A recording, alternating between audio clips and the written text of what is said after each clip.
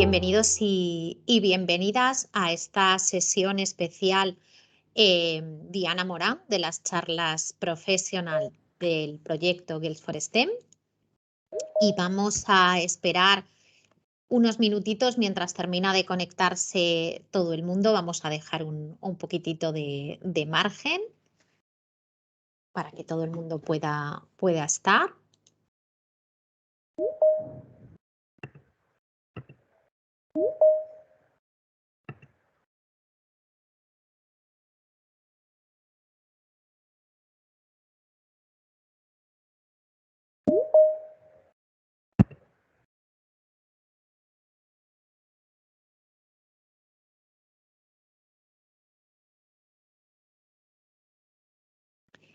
Vale, pues parece que más o menos ha entrado todo el mundo, así que si os parece, comienzo de nuevo con la bienvenida. Voy a quitar la transparencia y así podéis vernos y ver a nuestras invitadas de hoy. Buenos días a todos y a todas. Quería daros la bienvenida en nombre de todo el equipo de Girls for STEM a esta charla profesional especial 11 de febrero, en la que tenemos una madrina muy especial, Diana Morán, y 4 invitadas de lujo, María Murcia, Ana Justel, Patricia Pons y Regina Monsalve, y poco a poco las vais a ir conociendo. Quería contaros muy brevemente por qué son necesarias estas actividades del 11 de febrero y un poco qué es lo que hacemos en el proyecto Girls for STEM. Desde el año 2015, cuando en Naciones Unidas aprobó el 11 de febrero como este día tan especial dedicado a la mujer y a la niña en la ciencia, lo hace precisamente porque somos muy pocas mujeres las que nos decidimos por estudiar estas vocaciones, por trabajar en estas profesiones. No quiero dedicarle mucho tiempo, pero decir que no es una cuestión de gustos, no es una cuestión de preferencias, y si no somos más es porque, bueno, pues nos encontramos con una serie de barreras que nos hacen que no nos decidamos por este tipo de profesiones tan fantásticas. La situación en cada una de estas áreas de ciencia, tecnología, ingeniería y matemáticas es un poco diferente, pero en todas ellas nos encontramos pues que entremos más o entremos menos, nos cuesta más progresar en la carrera. Para acabar con esta situación es muy importante dar a conocer a nuestras niñas y a nuestros niños de todas las edades qué hace una mujer cuando trabaja en STEM. Y por eso es muy importante tener el 11 de febrero, pero también poner especial a esto, atención a esto, el resto de días del año. Es fantástico tener un día especial dedicado a tener esta visibilidad, pero es algo en lo que trabajamos durante todo el año y pues concretamente desde Girls for STEM, ¿no? Haciendo actividades que nos ayuden a daros a conocer estas referentes. Quería hoy además agradecer especialmente a todos los centros que estáis aquí con nosotras, centros de todos los niveles de educación, de todos los puntos de España. Gracias por acompañarnos hoy y también gracias a la iniciativa 11 de febrero, en colaboración con la cual hacemos esta charla. Y ahora ya no me enrollo más. Y vamos a empezar en primer lugar con las palabras de la ministra que nos ha dedicado como madrina de la sesión de hoy. Así que por favor, Anabel, ponemos el vídeo. Buenos días y mil gracias por brindarme el honor de ser vuestra madrina en este evento tan interesante. Hoy os quiero contar una historia y haceros llegar una invitación. Empiezo con la historia, que es la mía. Cuando tenía vuestra edad decidí que iba a ser ingeniera. Quería ser la persona de las soluciones, porque no entendía que tuviéramos que esperar a que llegara mi padre, por ejemplo, para grabar una película, o que mi madre pensara que había roto el ordenador simplemente porque se encendía cuando le sacaba el polvo. En esa época, en los años 1980, sin decirlo ni pretenderlo, en casa nos enseñaban ya que la tecnología no era cosa de chicas. Y sin embargo yo quería conocer el misterio de esa señal que viaja sin que la veamos y que hace posible que cuando encendemos una radio o cuando descolgamos un teléfono tengamos al otro lado a la persona con la que queremos hablar. Y por eso yo quería ser ingeniera de telecomunicación. Y también de esa época recuerdo una película mítica que no sé si conocéis, que me impresionó mucho, que era La historia interminable. Casi ahí por el final, Mork, un lobo, definía el mundo de la fantasía humana y decía: cada parte de su reino, cada criatura suya, no es más que un trozo de los sueños y esperanzas de la humanidad, por lo tanto, no tiene fronteras. Hoy creo que esa misma definición le viene como anillo al dedo al concepto de ciencia. La ciencia no tiene fronteras y responde a los sueños y a las esperanzas de la humanidad. Hoy, como ministra de Ciencia e Innovación, sigo queriendo ser una persona de soluciones, especialmente para las personas que hacen ciencia, que investigan, que innovan y que con su trabajo facilitan nuestra vida y que harán posible un futuro mejor.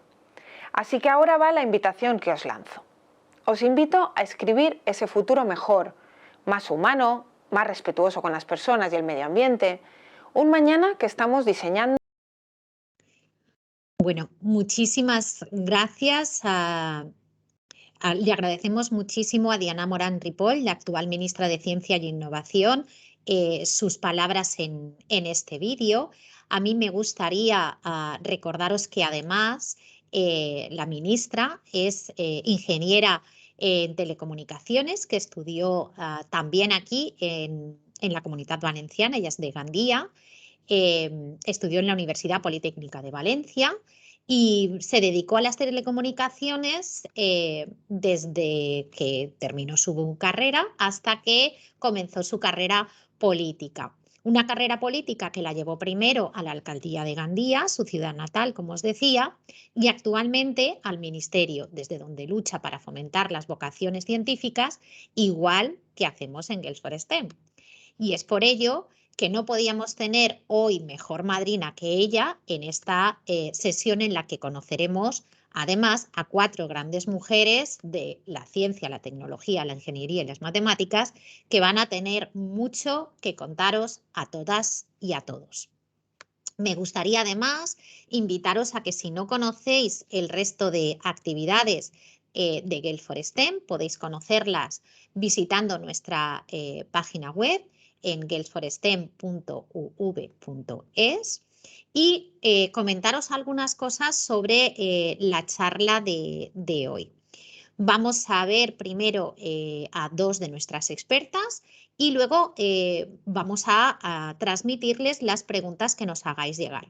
Para ello, podéis dejar las preguntas en el chat. Tenemos a un equipo de soporte de personas miembro del proyecto Guelph STEM que serán las encargadas de trasladarnos las preguntas. Así que no dejéis de consultar todo lo que necesitéis. ¿De acuerdo? Entonces, dejadnos las preguntas en el chat y se las haremos llegar. Después de ese turno de preguntas, pasaremos a las 2 siguientes expertas.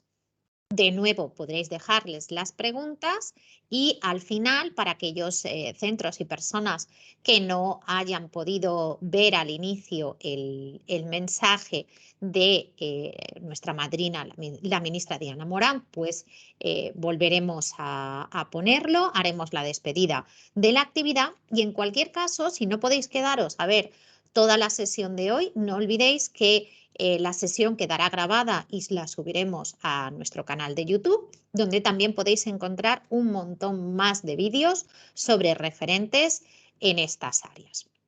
Y sin más preámbulo, os voy a presentar a la primera de las ponentes que tenemos hoy. Ella es María Murcia. Me hace mucha ilusión presentarla porque ella estudió aquí Ingeniería Multimedia en la Escuela Técnica Superior de Ingeniería de la Universidad de Valencia. Y yo siempre que puedo a mi alumnado se la pongo de ejemplo porque, bueno, pues aunque pensemos que estudiemos aquí en una ciudad que es bastante grande, pero no es una ciudad tan grande como podríamos estar hablando, o si estudias aquí no es lo mismo que el MIT, pues ella ha llegado muy, muy lejos, ¿no? Y es un claro ejemplo de que pues no hay barreras y que con un poco de ayuda siempre podemos conseguir lo que nos propongamos.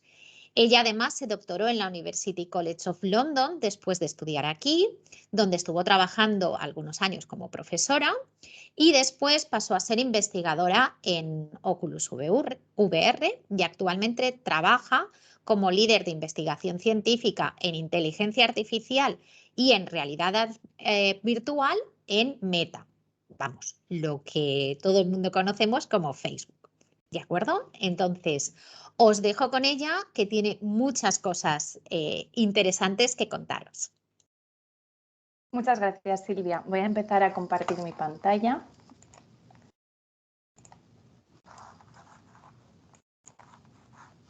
¿Me podéis confirmar que se ve mi pantalla?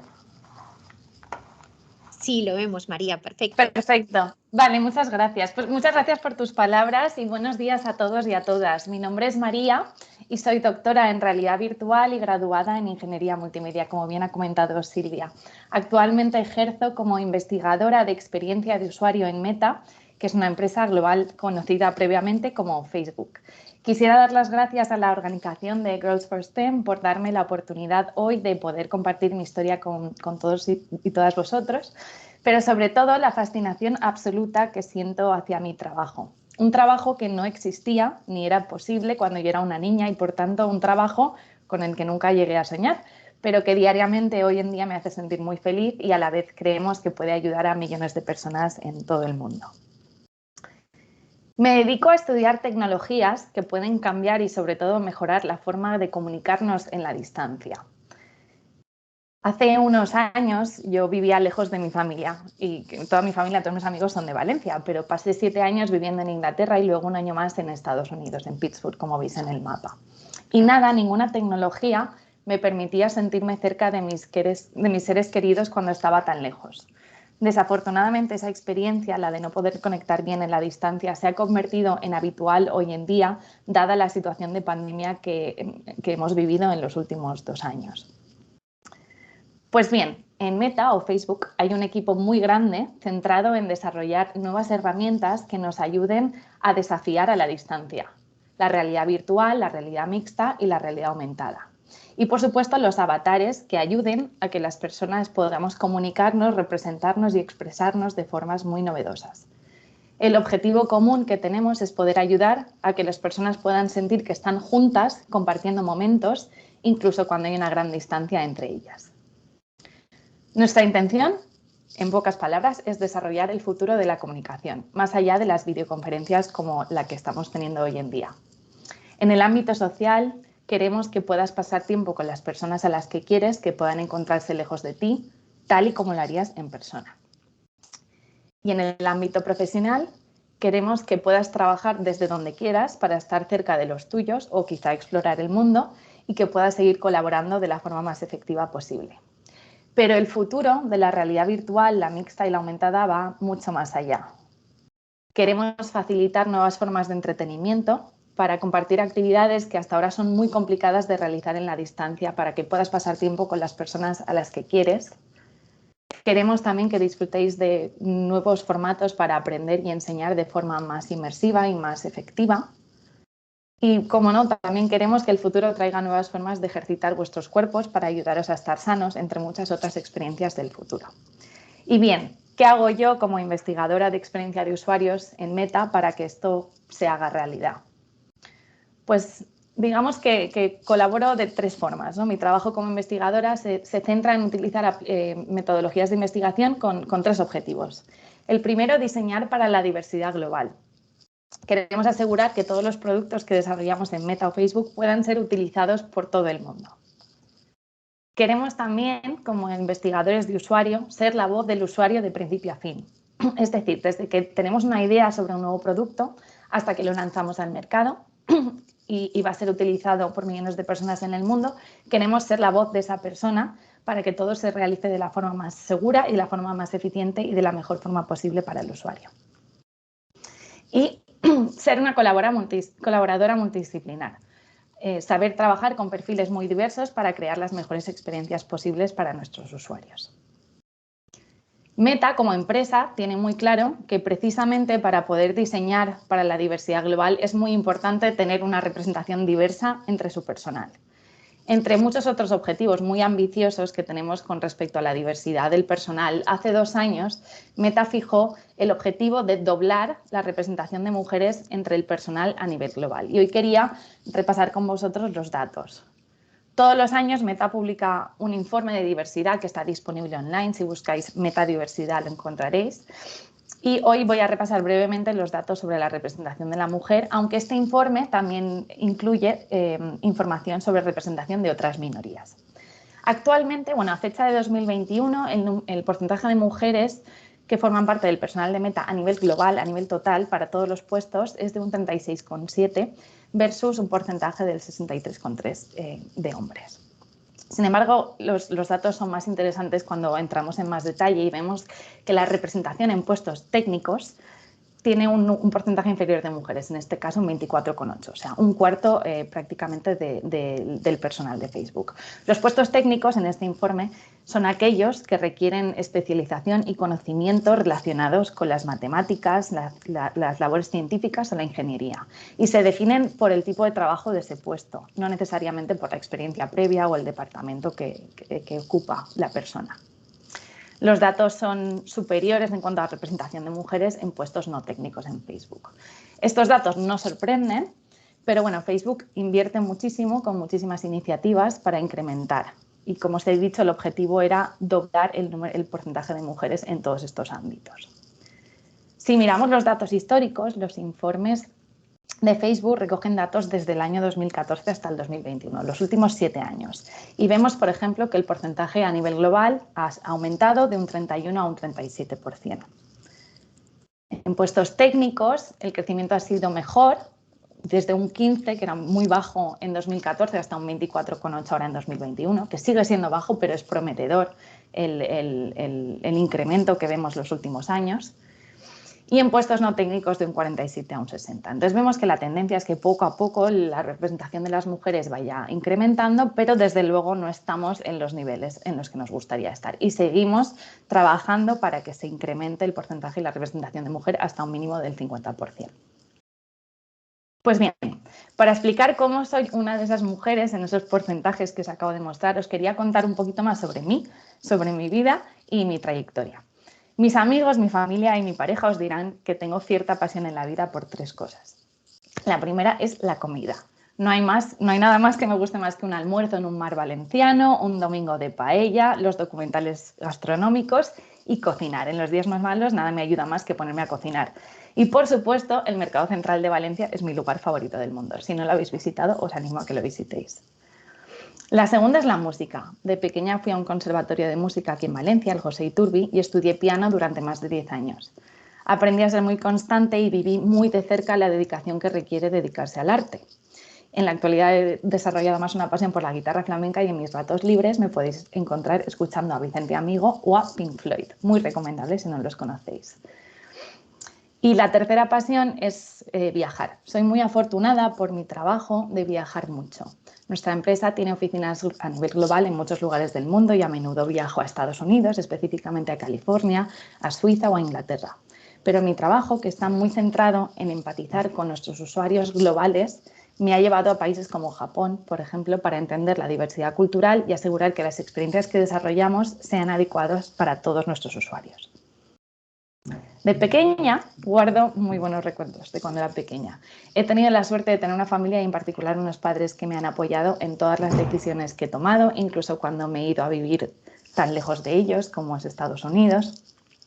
Guardo especial recuerdos de las fallas. Aquí me veis cuando fui fallera mayor infantil de mi barrio y no creo que en el mundo haya una celebración más especial que la fallera, así que vuelvo a recomendar las fallas si no las habéis visitado ahora en marzo. Y en cuanto al futuro, de pequeña quería una de 2 cosas. Por una parte, me planteaba ser exploradora de dinosaurios. aunque luego pensé que a lo mejor cuando fuera mayor ya no quedarían huesos por encontrar, entonces pensé que quizá no había mucho futuro, cosa que no es cierta. Y por otro lado también pensaba que me gustaría ser astronauta, pero en la Tierra. Como me da cierto miedo volar, pues prefería quedarme en la Tierra y pensaba que analizaría las muestras que me trajesen otros del espacio. La verdad es que ninguna de esas dos se cumplió, pero me siento muy feliz de que la vida, de una forma algo aleatoria, me ha llevado por este camino. En el año 2010 comencé mis estudios en Ingeniería Multimedia en la Universidad de Valencia, como ha comentado Silvia antes. Yo tenía un interés particular por la tecnología, pero no tenía muy claro qué tipo de ingeniería o qué rama estudiar. Mi tío, de casualidad, me dio un flyer sobre el grado en Ingeniería Multimedia y al consultar la información me llamó muchísimo la atención. Primera recomendación es que busquéis y os empapéis todo lo posible y con toda la información posible sobre todas las disciplinas que existen de las ramas de ciencia e ingeniería para poder tomar una buena decisión a la hora de decidir qué queréis hacer. El grado en Ingeniería Multimedia, en particular, proporciona una formación muy generalista sobre la ingeniería informática a la par que estudia las tecnologías de la información y de la comunicación. Yo pertenecí a la primera promoción de este grado en la Universidad de Valencia y volvería una y mil veces a estudiarlo, por dos motivos. El primero es la variedad de opciones que hay de cara al mercado laboral. Yo en particular me dedico a la experiencia de usuario y a la investigación en ese campo, pero tengo compañeros que estudiaron conmigo que se dedican a la simulación, al desarrollo de videojuegos o de aplicaciones, al diseño, a la enseñanza, a la seguridad informática, al marketing y un muy largo etcétera. Realmente te permite tomar una infinidad de caminos y todos ellos con un aumento en cuanto a la demanda laboral de cara al futuro que es muy, muy interesante. Y por otro lado, una de las ventajas de haber estudiado esta carrera fue el carácter multidisciplinar. En el mundo de la innovación, del desarrollo tecnológico, es muy común trabajar con equipos multidisciplinares. Yo diariamente trabajo con ingenieros, con diseñadores, con analistas de datos, con gestores de proyectos, con otros investigadores, y el hecho de tener una formación que te introduce a todos estos mundos permite luego colaborar de forma muy efectiva. Así que estoy muy contenta con el grado de Ingeniería Multimedia. En tercero de carrera, en el año 2013, curiosa por conocer más del mundo, decidí irme de Erasmus a Londres, en Inglaterra, durante un año. Si hay una decisión que he tomado en mi vida que realmente creo que haya marcado un antes y un después a nivel personal y profesional, sin duda fue esta. Aunque fue duro separarme de Valencia, este programa me permitió que hoy en día pueda tener esta profesión. Fue en Londres donde conocí la realidad virtual, por primera vez participé en un proyecto y también cuando comencé a interesarme en métodos de investigación muy similares a la psicología y a la sociología para entender cómo los humanos interactuamos con nuevas tecnologías. Así que decidí dedicarme a ello, aprender más, quedarme a Londres y estudiar un doctorado centrado en particular en la efectividad de los entornos virtuales, específicamente la realidad virtual, para el entrenamiento y el aprendizaje. Durante el doctorado participé en muchos proyectos, en este en particular estaba centrado en la arquitectura, la realidad virtual y la memoria espacial, para entender cómo funciona el cerebro humano. Aquí estudiamos en particular la parte del cerebro, el hipocampo, que se encarga de reconocer espacios y nos ayuda a reconocerlos y a navegarlos. Creamos una habitación real y una virtual que podían cambiar sus proporciones y su tamaño para estudiar cómo afectaba a nuestra memoria espacial. También estudié, por ejemplo, la eficacia del entrenamiento de operaciones manuales en realidad virtual. Aquí, por ejemplo, realizamos un estudio donde enseñaba a personas a resolver puzzles en 3D de forma virtual, totalmente virtual, y luego comprobábamos que eran capaces de resolver los mismos puzzles, pero en el mundo real. Entonces, digamos que empezamos a estudiar la efectividad de este entrenamiento virtual, que tiene muchas aplicaciones a nivel industrial, por ejemplo. En 2016, cuando llevaba 2 años de doctorado, tuve la oportunidad de unirme a Oculus. Oculus, que es el nombre que tenía por aquel entonces la división de Facebook centrada en la realidad virtual, mixta y aumentada. Actualmente sigue siendo el nombre de la marca de los cascos de realidad virtual que hemos sacado al mercado. Por ejemplo, el Oculus Go, el Oculus Rift, el Oculus Quest. No sé si algunos tendréis o los conoceréis o los habéis probado. En 2018, a punto de terminar mi doctorado, me uní al equipo a tiempo completo en Londres y desde entonces, digamos que he tenido varios puestos dentro de Facebook. En 2020, de hecho, justo antes de la pandemia, me mudé a Pittsburgh, en Pensilvania, para trabajar en un equipo que está muy centrado en desarrollar tecnología para tener avatares más realistas, de nuevo para el futuro de la comunicación. Debido a la pandemia, volví a Europa y actualmente tengo la enorme suerte de poder trabajar de forma remota desde mi casa en Valencia. Echando la vista atrás, el consejo que me viene a la mente es el de animaros a explorar el mundo y no tener miedo a probar caminos profesionales que nunca os hayáis planteado.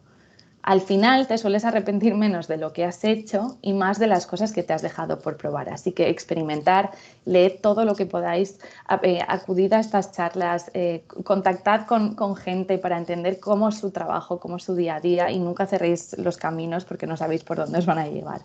Y a todas vosotras, en especial a las mujeres que estáis viendo esta charla, decir que os necesitamos para construir el futuro. Así que muchas gracias por venir hoy. Y Anabel creo que tenía un vídeo que si os lo puedo mostrar.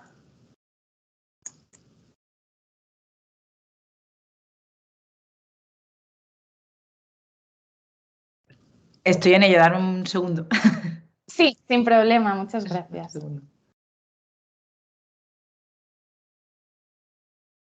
Pues yo voy a aprovechar la tesitura para recordaros que si tenéis cualquier pregunta que queráis dirigir a nuestras expertas, la podéis dejar por el chat y al final al final de cada 2 charlas se las haremos llegar. Así que venga, animaos, que tienen muchas cosas interesantes que nos están contando. A ver, ya lo tengo. Vale. Dear daughter.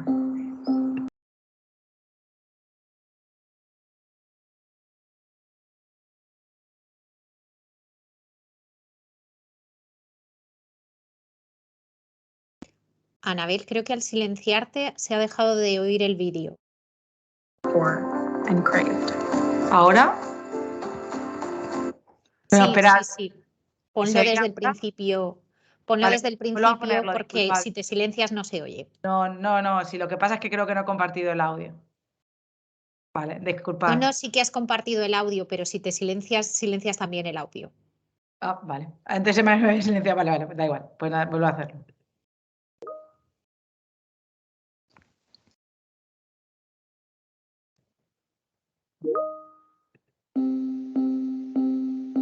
Dear daughter. Thank you for making me a mom. No matter how crazy the world seemed, you gave us hope. You and the other girls born today will be the difference in tomorrow that women before us stood for, fought for, and craved. I'm so proud of you for so many reasons. You're the type of girl who has the guts to try new things. You can be anything you want through imagination, hard work, and discipline. You can be an astronaut or a pilot. You can be a paleontologist or a scientist. You can be all these things and more. We give you the tools, but how you live your life will be your choice. And that kind of patience, that kind of dedication to curiosity and to craft, that will take you further in life than even I can imagine. I would love for you to go into the world and do well.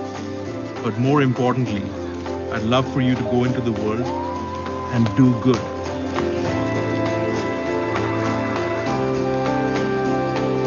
Always find a way to include everyone, the loud, the quiet, the timid, and shy.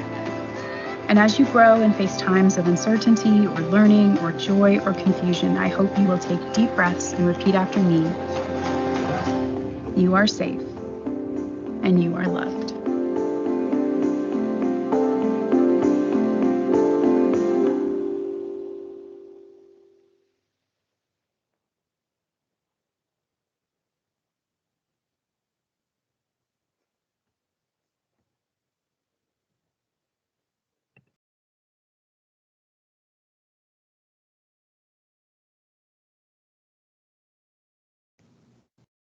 Cuando quieras, Silvia.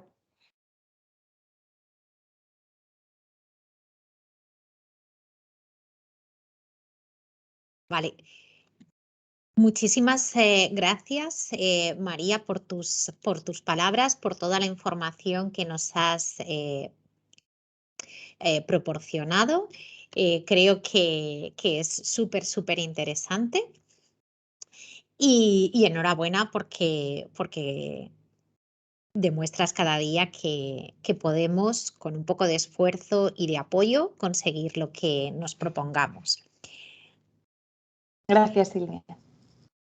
Pasamos ahora a la siguiente de nuestras expertas. Ella es Ana Justel, es licenciada en matemáticas y doctora en economía y actualmente tiene una plaza como catedrática de estadística en el Departamento de Matemáticas de la Universidad Autónoma de Madrid y ella es especialista en cambio climático e investigadora en la Antártica, nada más y nada menos. Además, actualmente codirige el proyecto multidisciplinar Micro-Air Polar, con el que ha participado ya en, si no me equivoco, 8 campañas del programa Antártico Español. Así que, de verdad, Ana, que a mí me parece fascinante poder ir a la Antártica. Te envidio mucho. No sé si yo me atrevería. Muchísimas gracias por acompañarnos hoy y nada, cuando quieras nos cuentas. Buenos días, Silvia. Muchas gracias por tu presentación. La verdad es que yo casi hasta me envidio a mí misma. Creo que soy demasiado afortunada. Bueno, yo como María comparto muchas de las cosas que os ha contado María y me siento muy identificada con muchos años de diferencia en una disciplina totalmente distinta con cosas con su trayectoria. En realidad yo también estoy haciendo un oficio, soy una científica polar, que es algo que cuando yo nací era una profesión que no existía para las mujeres. Ninguna mujer había ido como investigadora a la Antártida el año que yo nací. Es cierto que poco después sí que hubo una mujer que fue la primera, y que unos años después España inició su programa de investigación en la Antártida y sí que en la primera campaña fueron 3 mujeres. Incluso creo que podemos sentirnos muy orgullosos porque cuando se abrió la primera base científica de investigación en la Antártida, España puso al frente a una mujer. También es cierto que no ha vuelto a ocurrir y que estaría muy bien que en el futuro pues alguna de nosotras o vosotras ocupe ese lugar. Bueno, quiero dar las gracias a Girls for STEM por esta invitación, por permitirme estar aquí, por permitirme hablar a tanta gente, a tantos colegios, a tantas personas que estáis conectadas. Estoy muy impresionada de contar con todos vosotros para celebrar un día que es tan importante para nosotros, el Día de la Mujer y la Niña en la Ciencia. Yo fui también una niña como vosotros, una niña, luego pasé a adolescente y también me pasó lo mismo, que en algún momento tuve que abandonar el instituto, como veis aquí en esta foto, en que estoy abandonando hace muchos años mi instituto para salir a conocer un nuevo mundo. Tenía muchas dudas, bueno, pero también tenía cosas muy claras. Tenía una cosa muy clara, es que yo quería ir a la universidad, yo quería seguir estudiando. Realmente me gustaba tanto que nunca he llegado a salir, como habéis visto. Me quedé aquí en la universidad trabajando. Es verdad que tenía muchas dudas de qué estudiar, porque me gustaba casi todo. Sí que había también otra cosa que tenía muy clara, que no me gustaba nada, la biología, y que no iba a estudiar biología. Bueno, la vida da muchas vueltas, como vais a ver ahora.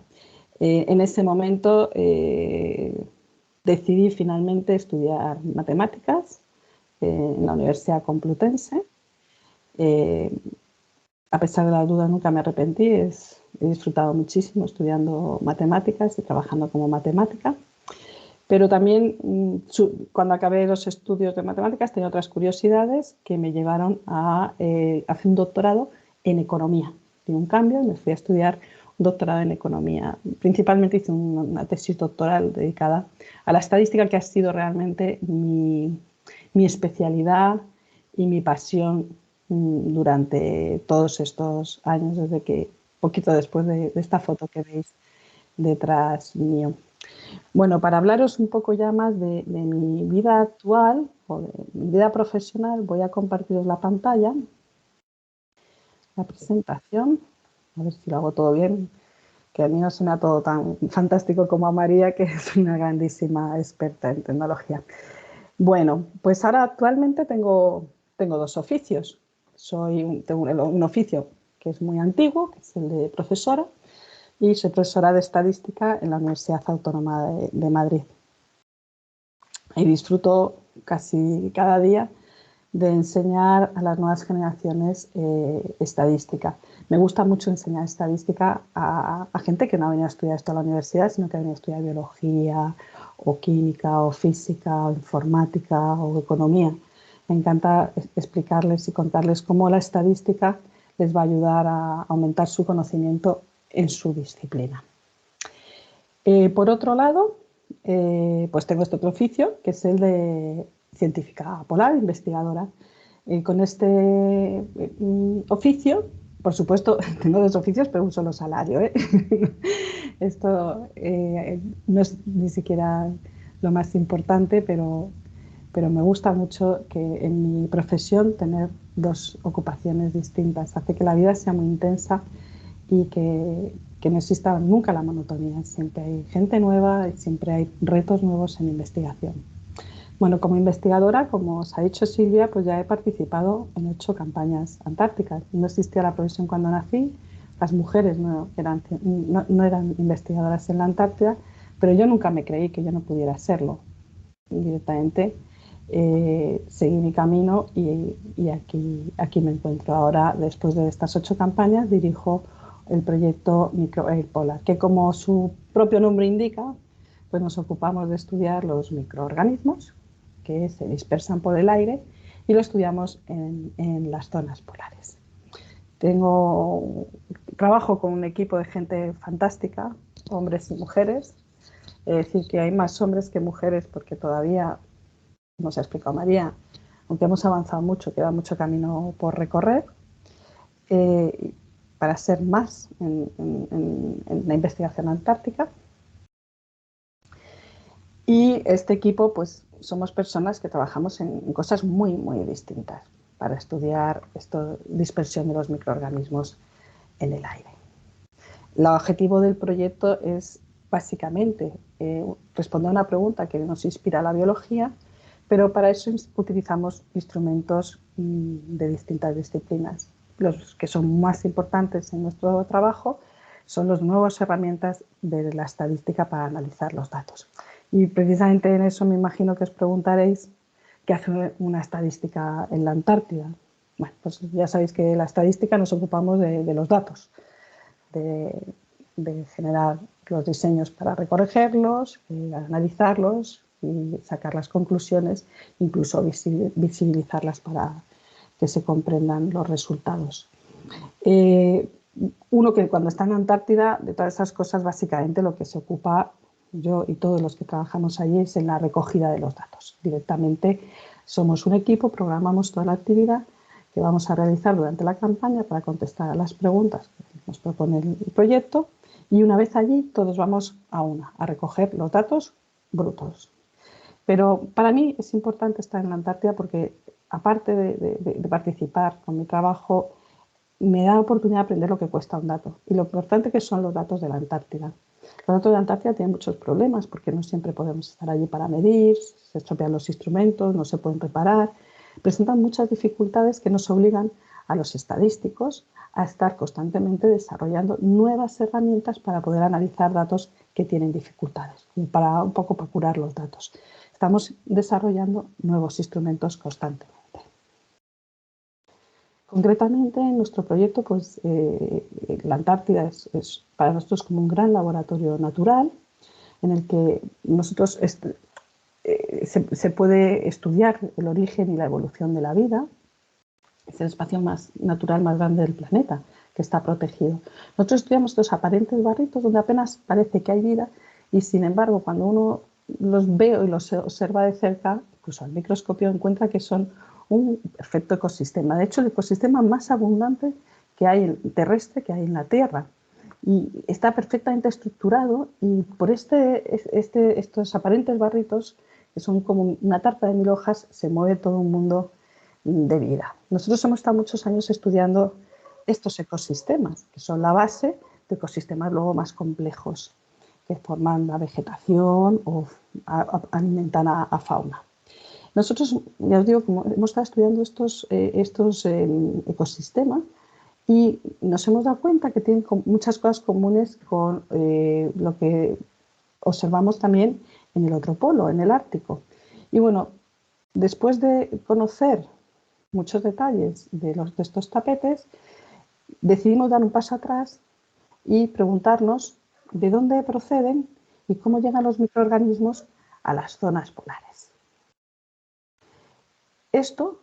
Nuestra hipótesis es que se dispersan por el aire y entramos en un mundo que es el estudiar la atmósfera como ecosistema, que apenas se sabe nada, se sabe mucho de la tierra, del agua, pero del aire se sabe poco. Entonces así surgió este proyecto que os he mencionado, que es el proyecto Micropolar. Entonces voy a poner un vídeo para que veáis en qué consiste, ¿vale? A ver si consigo, aquí está.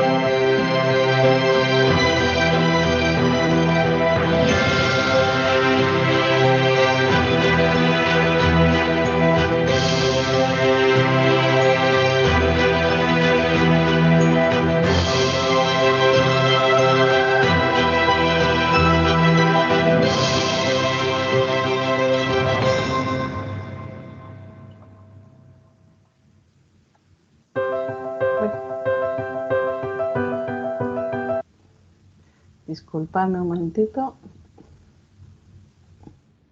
A ver. Ya. Bueno, pues como espero que se haya podido ver bien el vídeo. Si no, bueno, lo tenéis en YouTube para verlo en cualquier momento. Como habéis podido ver, este proyecto en realidad es un recorrido por todas las letras del STEM.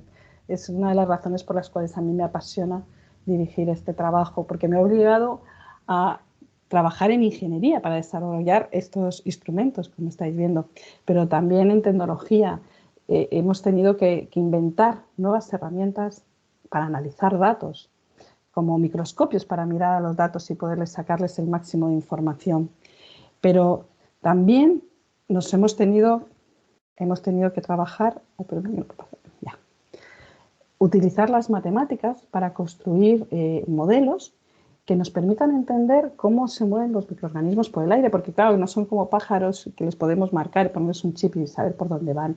Entonces hemos tenido que desarrollar modelos matemáticos y técnicas de computación, tecnología, para poder simular, reproducir con el ordenador, pues como hasta más de 6 millones de las rutas que han podido seguir microorganismos que salen de un polo, para ver si alguno puede llegar a otro polo. Como veis aquí, estos gusanitos representan estos microorganismos que han salido de un hemisferio, de un polo, y algunos de ellos, muy poquitos, consiguen llegar. Todas las teorías decían que era imposible, pero nosotros hemos encontrado que aproximadamente 15.000 son capaces de llegar. Esto lo hemos podido hacer gracias también al uso de los computadores y de la programación de parte del equipo, que nos ha llevado a conseguir en unos meses el trabajo que que habría llevado 16 años, casi 17 años. Hemos calculado que nos habría llegado reproducir todos estos caminos. O sea que, como veis, pues hemos recorrido, en el proyecto estamos en todas las letras. Hay espacio para todos, hay lugar para seguir descubriendo, seguir inventando y seguir explorando muchas preguntas que nos hace la ciencia. Y bueno, para acabar simplemente quería poneros una imagen del lugar en el que trabajamos, que es el refugio internacional, el campamento Bayers, que está por ahí perdido en mitad de la Antártida y que bueno, lo gestiona España. Es un lugar muy aislado donde vivimos en tiendas de campaña y bueno, la vida es complicada pero es apasionante. Estas son unas imágenes de las 8 campañas en las que yo he participado, varias de ellas liderando el campamento.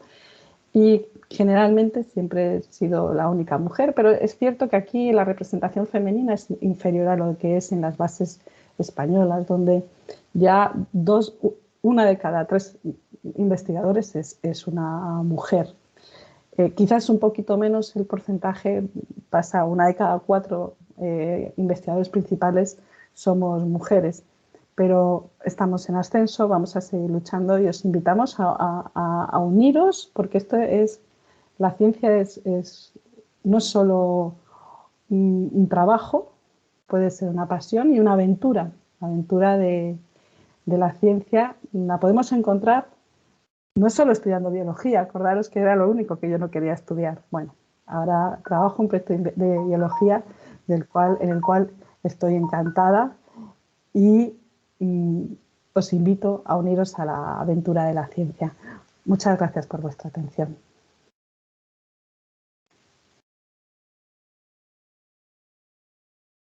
Muchísimas gracias, Ana. La verdad es que estamos aprendiendo hoy muchísimo. Es fantástico y nada, de nuevo eso, agradecerte estar hoy aquí con todas y con todos nosotros. Creo que sí que hemos ido recibiendo algunas preguntas, tanto para María como para ti. De todas maneras, insistiros a los centros si tenéis alguna pregunta, que la podéis ir dejando en el chat. ¿De acuerdo? En primer lugar, tenemos una pregunta del Centro Mas Camarena que está dirigida a María, ¿de acuerdo? A María Murcia. Y nos preguntan que cómo se te presentó la oportunidad de trabajar en Meta y cómo reaccionaste ante esta oportunidad. Sí, pues a ver, la respuesta más sincera que puedo dar es que el campo de la realidad virtual, específicamente la investigación de la interacción del usuario con sistemas de realidad virtual, es muy nuevo y hay muy poca gente actualmente que se dedique a ello. Y también hay muy pocos programas educativos que sean específicos para desarrollar conocimientos en este campo. Por ejemplo, el grado de Ingeniería Multimedia que yo estudié era, si no el único, de los muy pocos en España que tocaba esta rama y este tema. Entonces, al haber tan poca gente, las oportunidades para trabajar en empresas como en ese momento Oculus, Facebook, eran muy posibles, porque había muy poca gente y sigue habiendo poca gente cada vez más, pero sigue siendo un campo donde se va a necesitar más gente formada y más gente con conocimientos en este tema. En mi caso, yo quería hacer prácticas durante el doctorado. Oculus en ese momento era una de las 2 empresas globales que se dedicaba a esto. Los pocos cascos de realidad virtual que había entonces eran de Oculus y yo los utilizaba en investigación. Entonces pedí unas prácticas pensando que no me llamarían. Pero la realidad es que me llamaron porque había muy poca gente, ¿no? Y entonces empecé con un contrato, pues eso, a tiempo parcial que compaginaba con el doctorado y con el tiempo, al seguir formándome dentro de la empresa, pues ya pasé a jornada completa.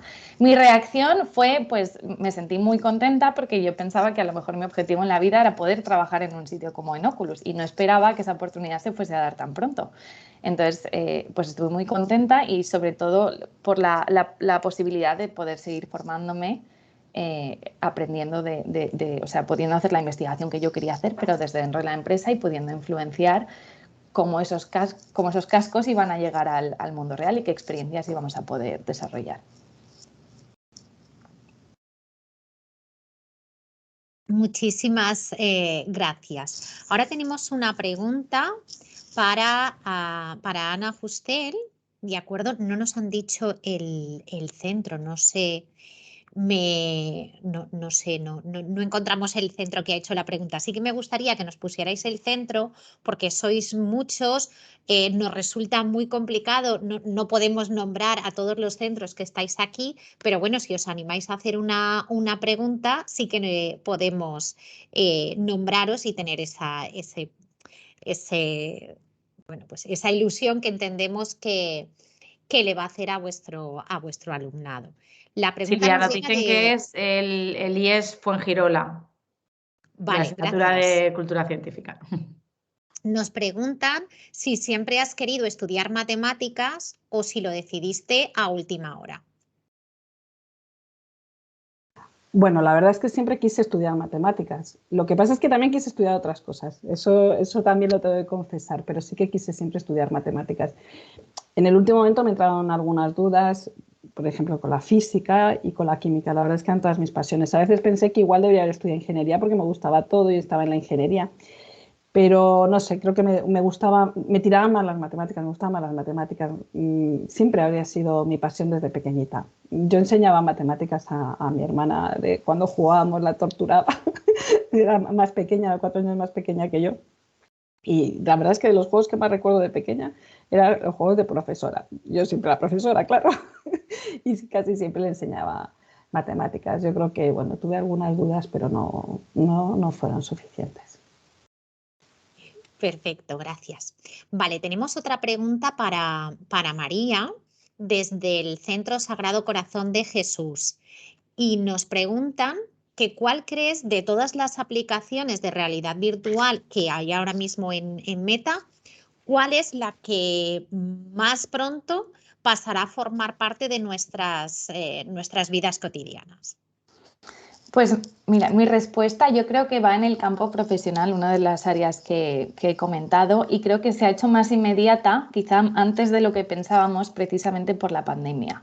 Una de las cosas que se nos ha vuelto súper complicada, estando remoto, sobre todo en el primer año, cuando estábamos forzados a estar en casa, es la imposibilidad de colaborar de forma efectiva, de la misma forma que harías cuando 10 personas se sientan en torno a una mesa o se sientan en un mismo espacio. De hecho, ahora mismo este evento lo estamos teniendo de forma remota, no veo a la mitad del público, no estamos en la misma habitación, no podemos mirar a los mismos sitios, no puedo ver a qué está mirando Ana. Hay muchas cosas sobre la atención mutua que han desaparecido totalmente. Entonces, una de las aplicaciones que hemos lanzado ya al mercado se llama Workrooms y es una aplicación para colaborar en un espacio compartido. Es decir, muchas personas se pueden poner un casco de realidad virtual y estar en una misma habitación virtual, rodeados los unos de los otros, con acceso a, por ejemplo, pizarras virtuales donde se puede dibujar, donde se puede hacer cualquier tipo de sesión creativa o se puede enseñar. Entonces, estas aplicaciones que permiten que volvamos a estar en una habitación juntos para colaborar de forma más efectiva, creo que son el futuro más inmediato, las aplicaciones que más pueden servirnos ahora mismo. Perfecto, muchas gracias. Pues tenemos otra pregunta para Ana y nos preguntan desde el Colegio Humanitats si has trabajado en más sitios, además de la Antártida, investigando lo mismo u otras cosas así parecidas. Bueno, no, yo creo que, claro, tenemos pocos sitios para investigar exactamente lo mismo. Tendríamos el Ártico como alternativa. Yo no he estado en el Ártico investigando, aunque parte del trabajo de nuestro proyecto está relacionado con el Ártico. Realmente lo que pasa es que lo que sí que he trabajado es en cosas en parte relacionadas, porque están relacionadas con la sostenibilidad, porque uno de los temas importantes a los que afecta nuestra investigación es al cambio climático, a los estudios sobre cambio climático, más bien cómo el cambio climático afecta a las comunidades de microorganismos. Entonces, en cuanto a lo que es sostenibilidad y los objetivos de desarrollo sostenible para conseguir un planeta mejor, Sí que creo que he investigado también en otros campos, ¿no? Como he trabajado bastante en indicadores de sostenibilidad, en cómo medir si estamos lejos o cerca de alcanzar los objetivos de mejorar el mundo. Entonces, eso, claro, no solo hay que mejorarlo, sino también tenemos que saber en qué dirección estamos. Entonces, yo he trabajado bastante en eso, en el diseño de indicadores.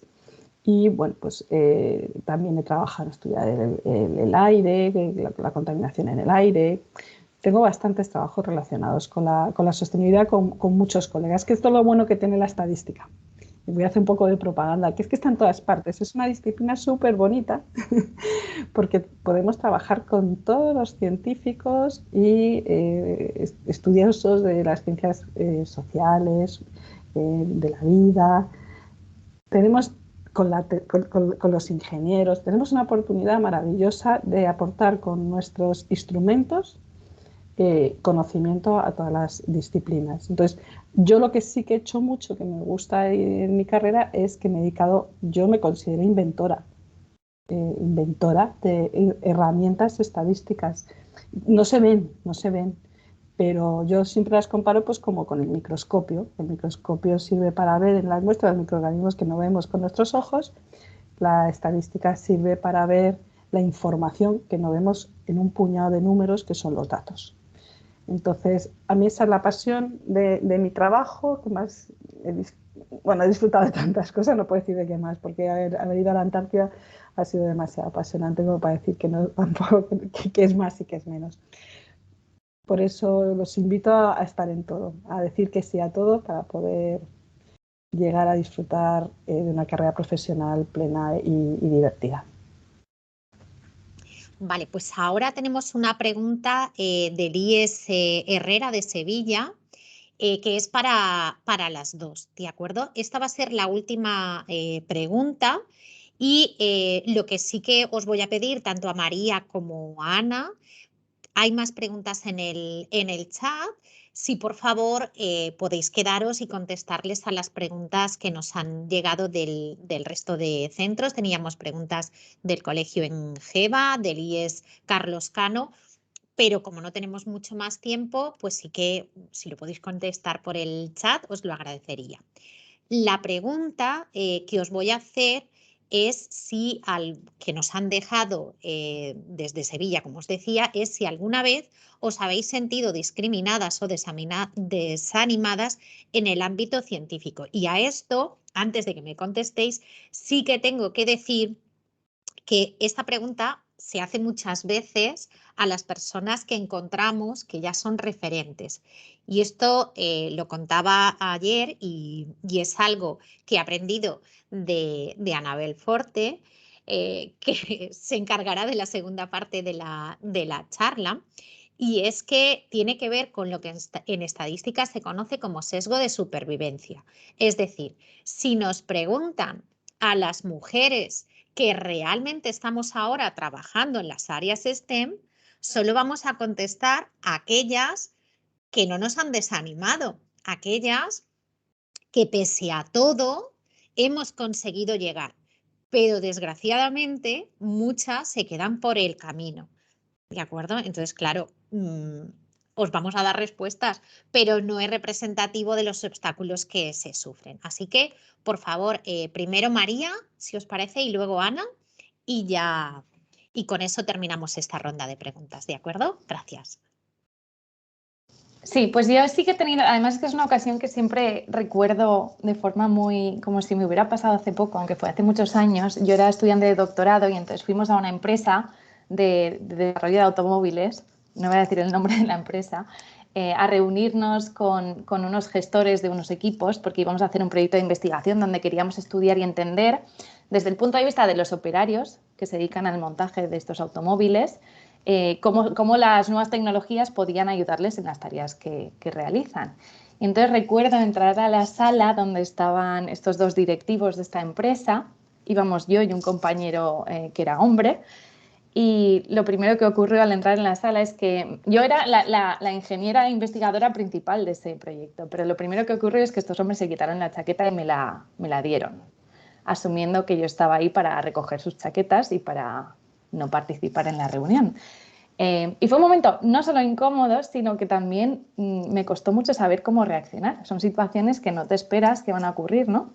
Y muchas veces, sobre todo al principio, sentía que no tenía herramientas para salir de esa situación. Entonces, por suerte, tuve lo que llamamos, en Meta lo llamamos un aliado, que es que mi compañero que venía conmigo reaccionó muy bien, supo exactamente qué decir, les llamó la atención, cogió las chaquetas, ¿no? Y es como que dijo, María ha venido aquí en calidad de ingeniera, de investigadora, para dirigir este proyecto y tal. Y entonces, esas herramientas que tuvo mi compañero en su momento, de ser un aliado, que es lo que muchas veces necesitamos en estas situaciones, gente que sepa reaccionar y ayudarnos a que la situación no continúe por ese mal camino, fue lo que me ayudó. Entonces sí, ese es un ejemplo de una situación. Mi teoría es, y en mi caso me ha sucedido mucho, que siendo mujer y siendo joven, muchas veces he sentido que la gente asumía que yo no era la persona que iba a dirigir un proyecto o no era la persona que tenía los conocimientos adecuados. Esa es mi situación, sí, el recuerdo que tengo. Ana. Sí, yo también tengo un poco la misma sensación. Todo ha ido bien mientras no he ido subiendo. Entonces, según he ido progresando y ocupando posiciones más elevadas, entonces han surgido un poco, no las discriminaciones, pero sí las dificultades, ¿no? El hacerse más difícil mi trabajo a la hora de tener, por ejemplo, que liderar el proyecto. Sí, yo soy consciente de que hay muchas veces, bueno, que a mí no se me hace caso y se hace caso a otro compañero, que puede ser el otro COIP o incluso algún miembro del equipo.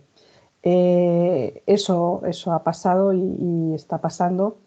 Y bueno, al principio para mí ha sido una sorpresa, porque yo había crecido sin pensar que había nada diferente entre hombres y mujeres. A mí nadie me dijo que las mujeres podíamos hacer unas cosas y los hombres podían hacer otras. En mi casa nunca existió ese problema. Yo nadie me lo dijo, nunca lo pensé. Pero sí que he notado mayores dificultades cuanto más subes, que hacen que en algún momento yo me haya cuestionado si seguir adelante, si dar el paso siguiente para seguir progresando, porque a lo mejor no me merecía la pena todas las zancadillas que me podía encontrar en el camino. Entonces, eso, a mí yo que más que discriminada me he sentido sola. He estado siempre en entornos donde la mayoría eran hombres y me he sentido un poco a veces alguien extraño. No sé, no podría, es difícil transmitir la percepción que uno siente en esos momentos, pero empieza a darse cuenta que es la única de. Entonces, bueno, pues a veces te llegas a cuestionar y lo que dice Anabel, existe ese sesgo. Nosotras hemos seguido, pero la gran mayoría se han retirado. De hecho, es que es así, estudian ciencias, más del 50% de los estudiantes de ciencias son mujeres, pero la carrera científica es cada vez, según va subiendo, hay menos mujeres.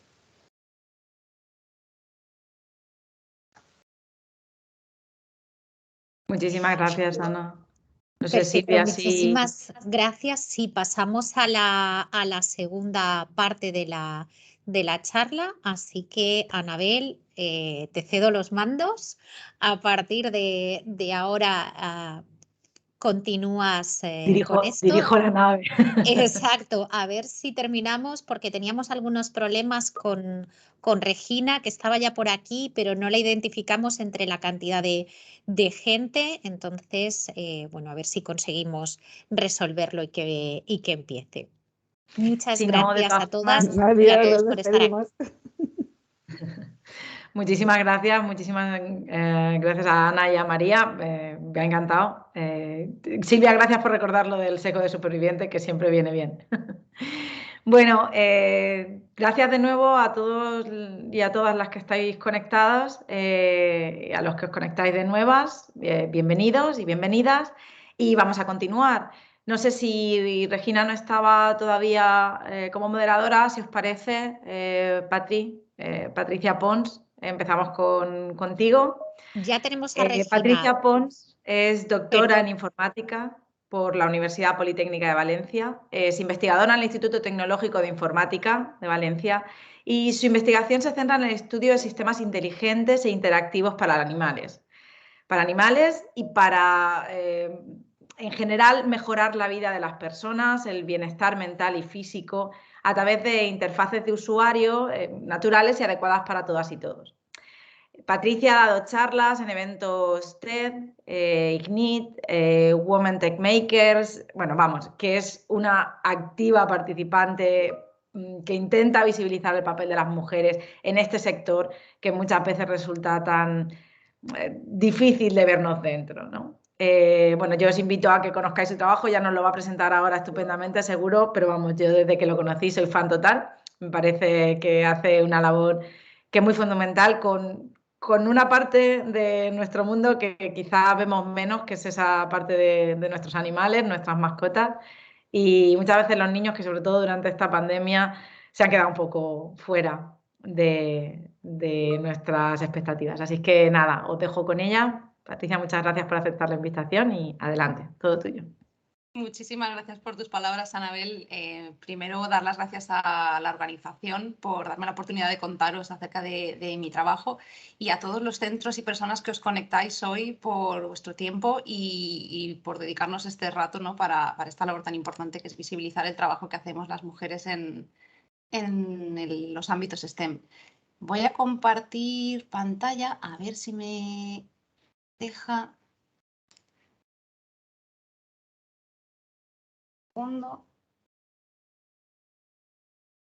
Vale, deberíais verla enseguida. Si no la veis, avisadme. Pero yo creo que ya debería estar en marcha. Bueno, como os han dicho, mi nombre es Patricia Pons, soy doctora en informática y yo estudié la carrera de Ingeniería Informática. Al terminar la carrera, ¿no? Me empezaba a gustar el mundo de la investigación y continué con el máster en Ingeniería del Software y definitivamente la investigación me atrapó y me quedé a hacer mi tesis doctoral en la UPV. Ahora mismo trabajo como investigadora en el Instituto Tecnológico de Informática de Valencia. Y bueno, yo creo que me dedico a la investigación porque soy una persona muy curiosa. Me encanta probar y aprender cosas nuevas cada día, descubrir, planificar, y yo creo que es una de las partes por las que me encanta tanto viajar. Y sobre todo, como vais a poder ver en esta charla y como estaba comentando Anabel, me encantan también los animales. Pero vámonos al principio, ¿no? Quería contaros un poco cómo es estudiar ingeniería informática y por qué en mi caso me decidí por esta carrera. Pues aunque parezca que no tiene mucho sentido, de pequeñita yo crecí viendo las películas de ciencia ficción con mi padre, como por ejemplo Star Wars, y me fascinaba ver la cantidad de mundos fantásticos y de efectos especiales que aparecían en estas películas, ¿no? Y siempre me preguntaba cómo lo hacían las personas que creaban estos mundos para crear estos efectos, para crear esta magia, ¿no? En la pantalla. Y poco a poco fuimos teniendo ya ordenadores en casa. Bueno, un ordenador que es como el que veis en la foto, que ocupaba media mesa, una torre enorme, una pantalla súper pequeña, se veía fatal, pero que ocupaba muchísimo espacio. Y con este ordenador pues yo empecé a usar, por ejemplo, Word para mis primeros trabajos de clase y también jugaba videojuegos, ¿no? Y de nuevo me preguntaba cómo narices alguien podía haberle dicho al ordenador qué es lo que tenía que hacer cuando yo hacía clic en algún sitio o cuando en un juego el personaje llega a un determinado lugar, ¿no? y suceden cosas. Y con toda esta curiosidad y ganas de aprender a poder crear por mí misma, ¿no? mis propios programas, me interesé por la carrera de informática que hacían en la UPV. Me pasó como a María, ¿no? Ese flyer informativo donde empiezas a ver cosas que te llaman la atención, ¿no? Y que es súper importante antes de entrar en una carrera informativa y ver qué tipo de salidas y de cosas vas a hacer. Entonces llegué a la universidad y el primer día, en la primera clase de la asignatura de programación, el profesor pregunta que levanten la mano aquellas personas que habían programado o hecho sus primeros pinitos con algún lenguaje de programación antes de entrar en la carrera. Antes. Y sorprendentemente, más de la mitad de la clase levantó la mano, ¿no? Estamos hablando de pues, hace bastantes años. La robótica o la programación no estaban tan a la orden del día. Y a mí ahí me entró el pánico.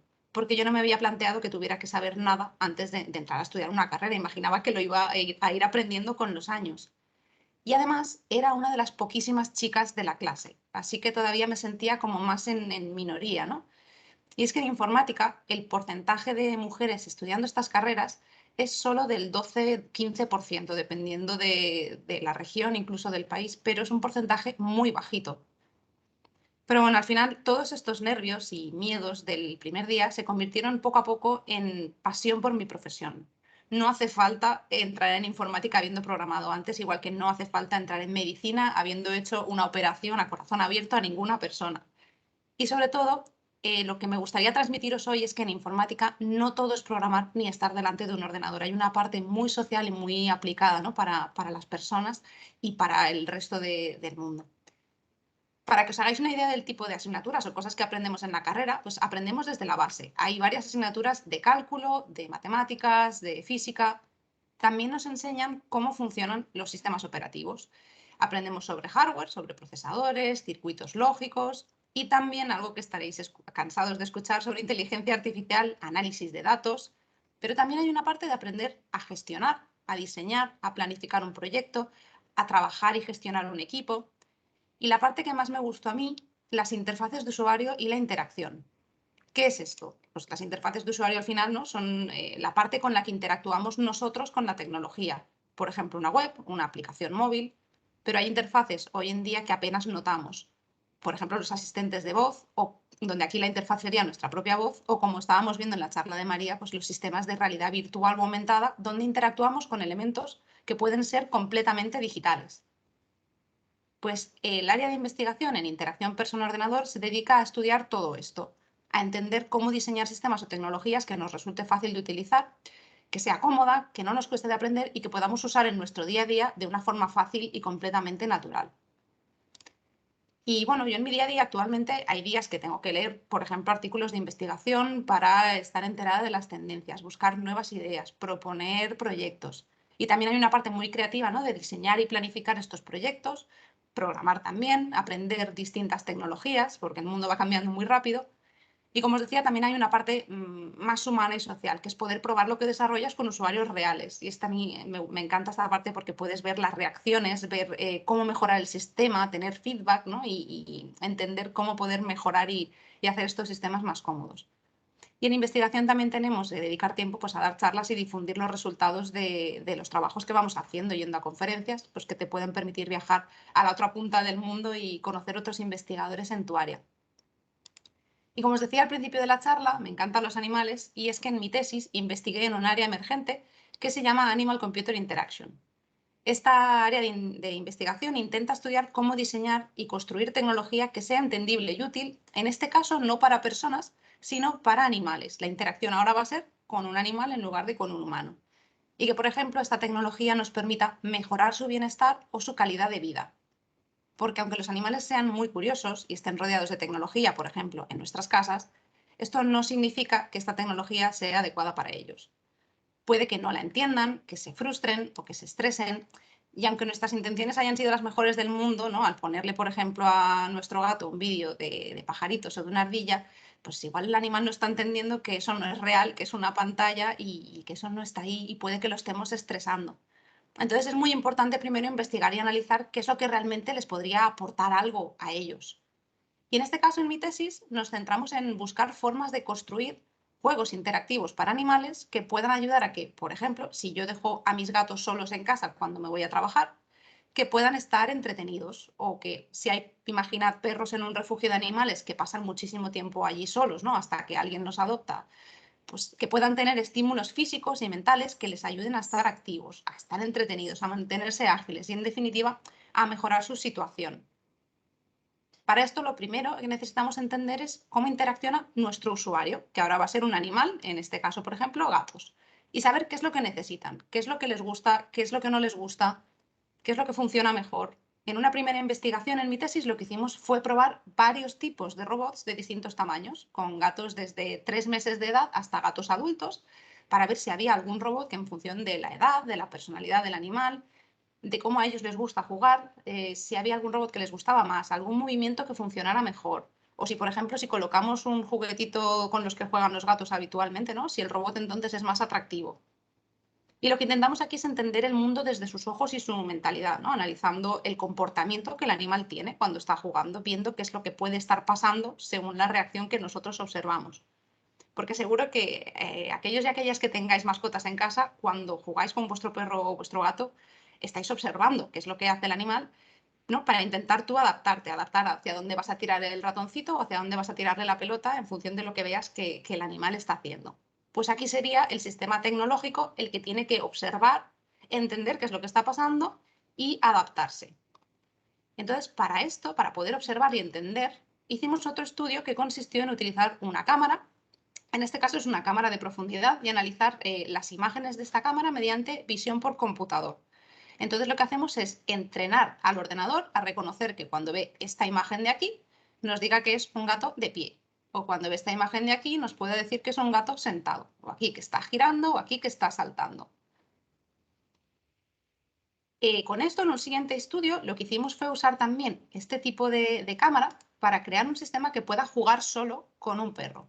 Aquí la misma cámara nos capta esta imagen y a través del análisis de imagen podemos reconocer dónde está el perro y dónde está el robot. Y en función de la distancia entre uno y otro, pues podemos hacer que el robot se mueva hacia el perro o se aleje. Y aquí lo que queríamos ver era si al perro le gusta este tipo de interacción, de juego, si es algo que entiende. Nosotros no podemos explicarle, oye, mira, el robot va a hacer esto, tú tienes que jugar así o así. No le podemos dar instrucciones, no tenemos un manual, ¿no?, con el que poder comunicarle. Entonces tenemos que hacer algo lo más natural posible para ellos y ver si lo entienden y sobre todo si es lo que necesitan y si les gusta. O si por el contrario pues no lo entienden o no les interesa, que con algún perro pues nos pasó, que no estaban para nada interesados en ese robot. Y a través de esta misma cámara desarrollamos también un juego para que, en este caso, niños que estaban hospitalizados, imaginad que por cualquier motivo un niño o una niña tiene que estar durante bastante tiempo en el hospital, ¿no? Y de este modo, con esta aplicación, pueden jugar con un perro a través del móvil, desde la propia cama del hospital. Aquí el niño o niña tendría una aplicación que conecta con la cámara donde se está viendo al perro y a través de los botones de la aplicación puede controlar el robot que está junto al perro y jugar con él en tiempo real. Esto, por ejemplo, que vais a ver son vídeos de 2 de los perros jugando con el robot, que en este caso está siendo controlado por un niño o niña en el hospital a través del móvil. Lo guay además es que cada animal, como sabréis, tiene una personalidad completamente diferente, ¿no? Entonces la manera en la que tenemos que jugar o en la que el sistema tendría que jugar con ellos para que les guste, pues tendrá que ser también, ¿no?, diferente y adaptarse. Y como podéis imaginar, la experiencia para los niños aquí fue muy positiva porque además están viendo la respuesta del perro en directo. Y por otro lado, para los perros, esto es una guardería canina, donde ellos pasan allí el día mientras sus dueños trabajan y de este modo pues también tenían un ratito de entretenimiento, ¿no? Y una de las cosas más bonitas de la tecnología es que puedes acabar impactando de manera real en la vida de las personas o de los animales y tratar de hacerles el día a día aunque sea un poquito más ameno. También se pueden crear juegos con objetos normales. Aquí, por ejemplo, en este trabajo estuve en Australia haciendo una estancia de investigación y colaboraban con un zoo local para mejorar el bienestar de los animales que allí había, entre ellos orangutanes, ¿no? Y en este caso no pueden meter nada de tecnología dentro del recinto porque imaginad meter aquí una tablet, un robot o lo que sea, va a durar 2 segundos y además de romperla, pues igual eso no se lo pueden tragar y es peligroso para ellos. Y lo que hicimos entonces fue usar una cámara para reconocer objetos físicos, objetos que no tienen nada de tecnología, como veis aquí. Esta pelota es una de las que ellos gastan para jugar o para esconder comida. A través de la cámara lo que hacíamos en este caso era reconocer un objeto por su color. Imaginad que este globo que tengo aquí en el vídeo en la mano es una de estas pelotas. La reconocemos por su color, veis que está rodeada, y entonces lo que podemos hacer, y no sé si estoy compartiendo sonido, dejadme que lo incluya. Lo que podemos hacer es generar sonidos cuando el sistema detecta que estamos moviendo el objeto. Espero que lo oigáis. Vale, es un poco fuerte, pero bueno, estos son sonidos como de golpes. Pero podemos poner también melodías o distintos tipos de instrumentos, ¿no? Y aquí la idea era ver si había algún tipo de movimiento o de sonido que al orangután le gustaba más hacer, para buscar, ¿no?, la parte que a ellos les pareciese pues, más entretenida. Y bueno, estos 2 últimos años estoy trabajando ahora ya sí con usuarios humanos, ¿no?, con otro tipo de tecnologías. En este caso también con realidad aumentada y mixta. Para los que hayáis estado en la charla de María, pues espero que no se os haga mucho rollo volver a tocar el tema. Pero bueno, en este caso lo estamos aplicando para tratar de crear aplicaciones que nos permitan mejorar la salud mental de las personas que sufren algún tipo de problema. En el caso de la realidad aumentada, como sabéis, pues nos permite que a través de un móvil podamos usar la cámara para enfocar a cualquier sitio del mundo real y superponer información o elementos digitales sobre ello. no sé si habéis usado el juego de Pokémon Go, pero se basaba en esto, ¿no? Coges el móvil, enfocas a la calle y sobre la acera te sale un elemento digital, un Pokémon. Pues aquí lo que nosotros hacíamos es trabajar con psicólogas para poder crear tareas que permitan trabajar la exposición a miedos. Entonces, a través de una aplicación móvil, el paciente en casa pues, va a poder ver objetos que representen algo que le da miedo, como puede ser una araña, incluso un virus. Y usando esta aplicación así podemos complementar el trabajo que hacen con las psicólogas en consulta durante el resto de la semana. Y también hemos usado la misma aplicación con niños y niñas con trastorno del espectro autista. Porque está demostrado, en este caso, que la terapia con animales puede ayudar a que estos niños lleven a cabo tareas que de normal les cuestan más, ya que a través del animal de terapia crean un vínculo y están más motivados, ¿no? Entonces, en la aplicación de realidad aumentada que hemos hecho, lo que nos permite es vincular todas las tareas con un animal de terapia digital al que vamos a poder, pues, por ejemplo, darle premios que vamos consiguiendo a través de los distintos escenarios que nos plantea la aplicación. Y ahora mismo estamos trabajando también este tipo de terapias con dispositivos móviles, pero la tecnología va cambiando y surgen nuevas herramientas, como por ejemplo gafas de realidad mixta. Estas gafas nos permiten ver realidad aumentada, lo mismo que con el móvil, solo que ahora no las llevamos en el móvil, nos las ponemos en la cabeza y sobre el cristal de la gafa se pueden proyectar cosas y entonces ya tenemos las manos libres para poder interactuar, por ejemplo, con estos objetos en realidad aumentada que van a aparecer delante de nosotros. Y además también podemos aplicarlo a otros campos.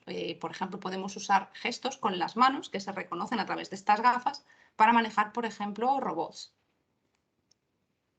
Entonces, bueno, yo espero que esta charla os haya ayudado a entender en qué consiste el trabajo de una ingeniería informática y qué hacemos quienes nos dedicamos a la investigación en estas áreas.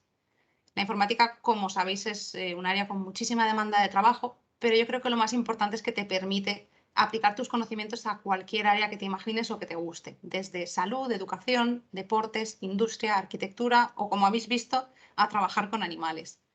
Siempre estamos aprendiendo cosas nuevas porque la tecnología cambia muy rápido y hay además muchos tipos de perfiles. No es todo programar ni usar teclado y ratón. Podemos dedicarnos también a la gestión, al diseño, al análisis de datos, al hardware o, como en mi caso, trabajar más estrechamente con usuarios para saber qué necesitan y diseñar algo adecuado para ellos. Y al final el día a día puede ser todo lo creativo y novedoso que uno quiera. Así que bueno, espero que os haya gustado y muchísimas gracias por haber estado ahí. Dejo también por aquí mi contacto y espero que nos veamos luego en el turno de preguntas. Muchísimas gracias, Patri. Ha sido un placer escucharte. Y bueno, ahora pasamos, bueno, como ha dicho Patri, ir dejando por favor vuestras preguntas en el chat, que después las recopilaremos todas. Y ahora pasamos a nuestra siguiente ponente, que es Regina Monsalve. Regina, ¿estás por ahí? Bueno, mientras Regina, no sé... Estoy, ¿ya me veis? Perfecto, muy bien, muchas gracias, Regina. Bueno, pues Regina es doctora, bueno, es ingeniera técnico agrícola, doble máster en Economía Social y Economía Agraria Comunitaria. Es la presidenta del Colegio Oficial de Ingenieros Técnicos Agrícolas y Graduados de Valencia y Castellón, también del Consejo de Ingenieros Agrícolas de la Comunidad Valenciana y del Foro de Ingeniería y Sociedad. Es promotora del movimiento Womanation o Womanation, luego tú me dices cómo se pronuncia. Y es la socia fundadora de la cooperativa profesional Natubera. Y además es especialista en modernización del medio rural y la alimentación sostenible, algo que en el mundo en el que vivimos, donde cada vez somos más personas que necesitamos alimentación, pues es algo muy necesario. Y nada, Regina está hoy aquí para contarnos también su experiencia y cómo es su día a día. Así es que, Regina, cuando quieras, estamos encantadas de escucharte. Gracias.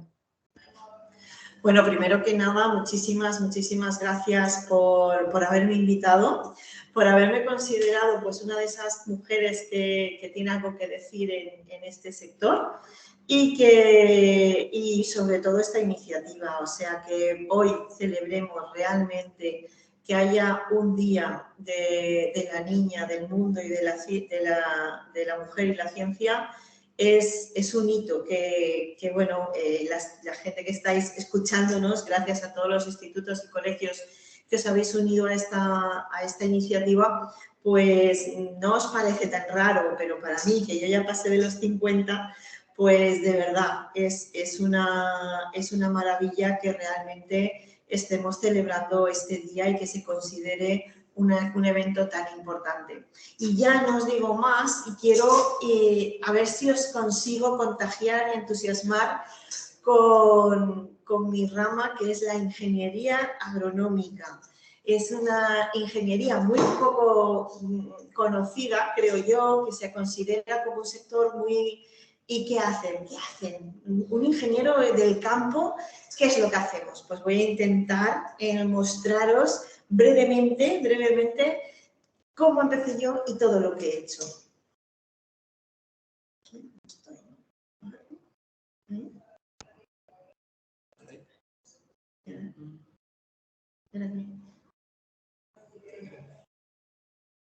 Esperad un segundito a ver si conseguimos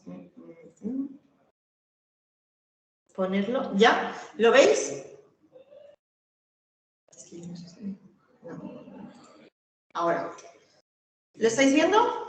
Perfecto, Regina. Perfecto. Vale, perfecto. Bueno, pues como ya me he presentado, vamos a empezar un poco sobre mis inicios y por qué yo soy ingeniera. Pues lo primero que tengo que decir es que a mí me lo contagió, tengo la gran suerte de que a mí me contagió mi pasión, mi abuela.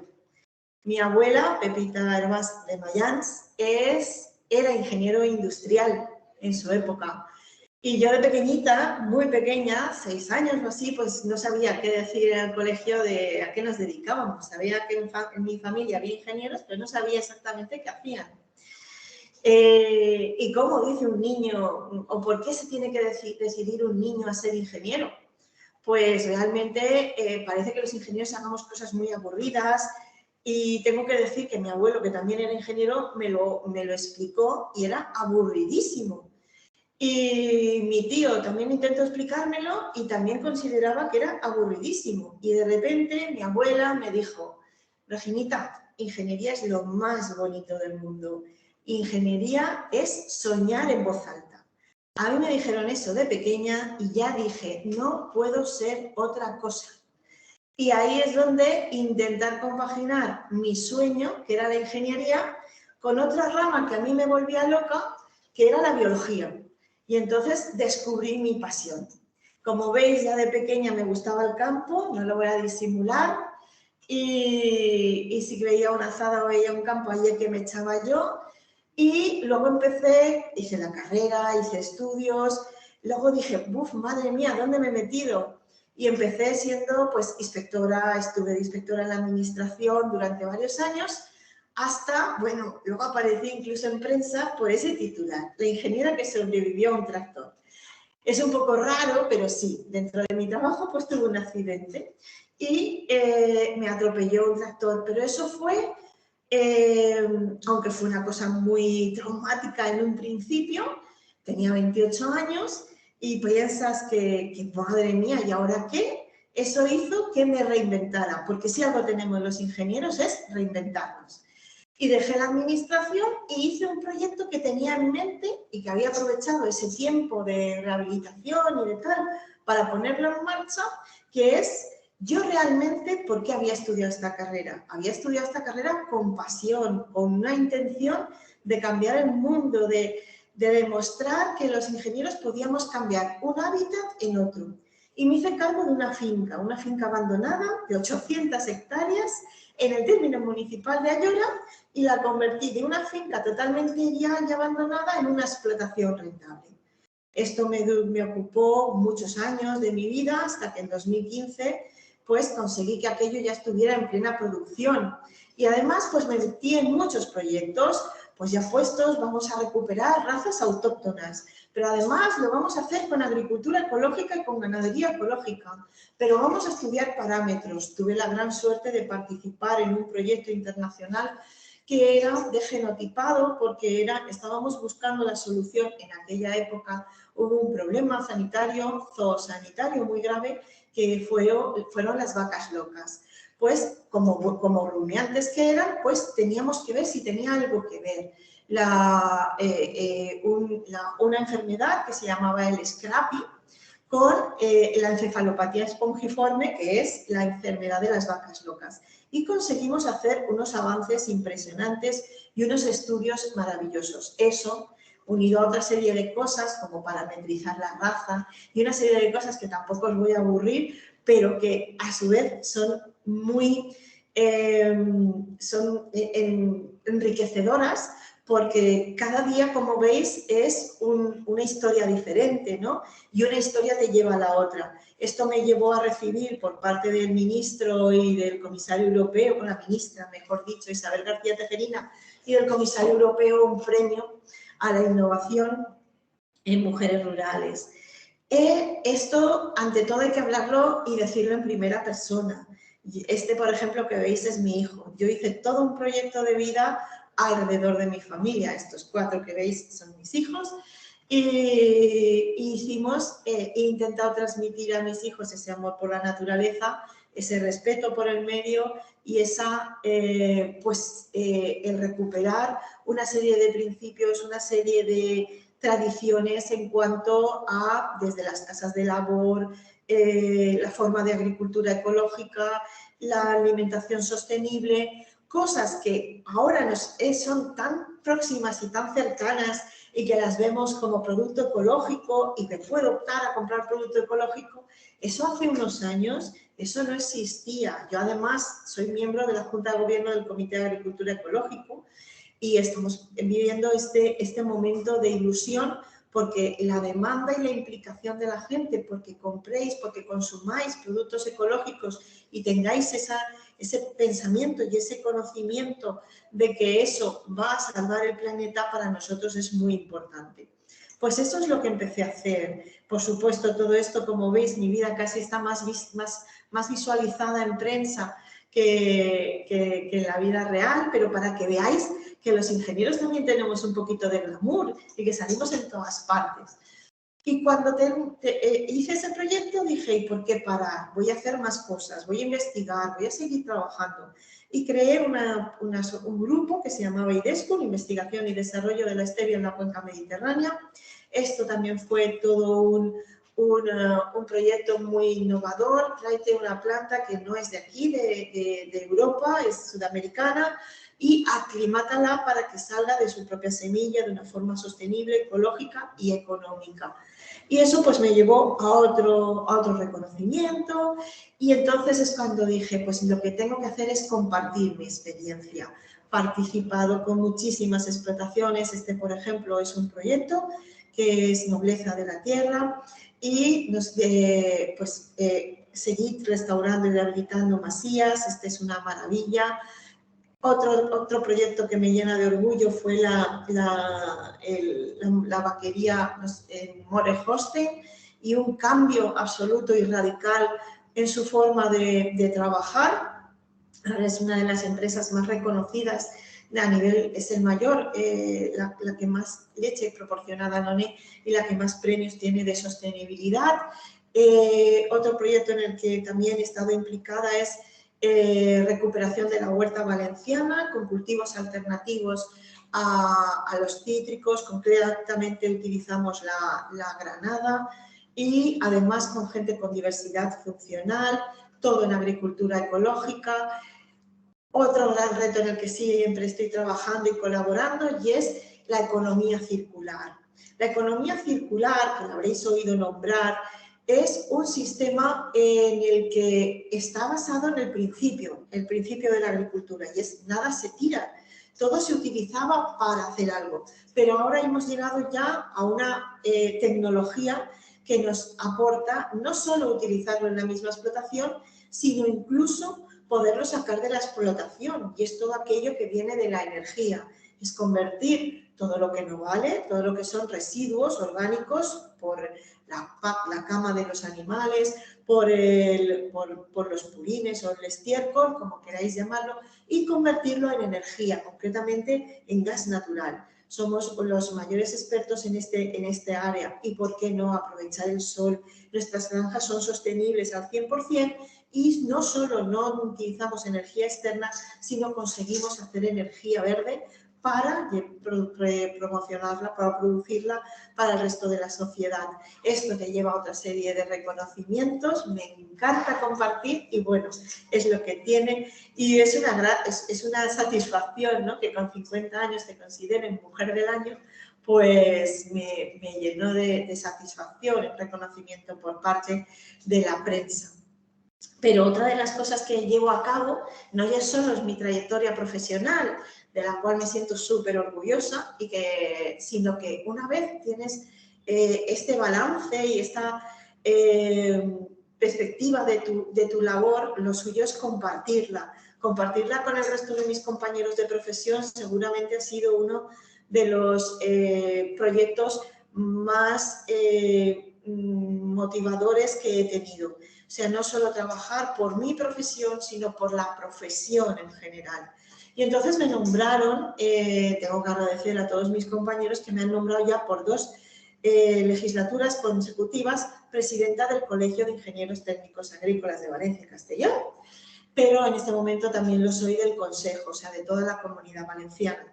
Esto unido a que yo llevo ahora en este momento un proyecto profesional que me di cuenta hace ya muchos años. Yo llevo 12 años trabajando en herramientas digitales. Parece que el campo está lejos de las herramientas digitales. Nada más erróneo. Nosotros, y sobre todo los que trabajamos en agricultura ecológica, tener en cuenta que cuando hablamos de agricultura ecológica y ganadería ecológica, no utilizamos antibióticos, no utilizamos fitosanitarios, no utilizamos pesticidas. Es decir, tenemos que prevenir antes que curar. No podemos tratar curando, sino que lo que tenemos que hacer es fortalecer el suelo, fortalecer la microbiota del suelo, fortalecer a los animales, fortalecer su microbiota intestinal para que ellos mismos sean capaces de resistir los problemas que puedan venir del exterior. Bien sean plagas, bien sean enfermedades. Entonces, ¿qué mejor herramienta que las herramientas satelitales, que las herramientas digitales? ¿Por qué? Porque nos van a dar pistas, nos van a decir qué tiempo va a hacer, nos va a decir si nos tenemos que preparar para una helada, si nos tenemos que preparar para una serie de condiciones que hagan muy propicias una plaga. Y yo voy a poner toda serie de trampas, de feromonas, de insectos útiles, de elementos para que cuando me venga ese problema externo, yo esté preparada. Esto es casi como, ya, no sé si os estoy enganchando a articular una batalla, ¿no? ¿Que va a venir el mal tiempo? Pues yo ya tengo todas mis defensas preparadas. Y en eso consiste, además, por supuesto, de que con estas herramientas yo consigo ahorrar agua, consigo ahorrar insumos, hay un bienestar animal y un bienestar y una mejora en el medio que es impresionante. ¿Y cómo lo hacemos? Pues con satélites, principalmente con satélites.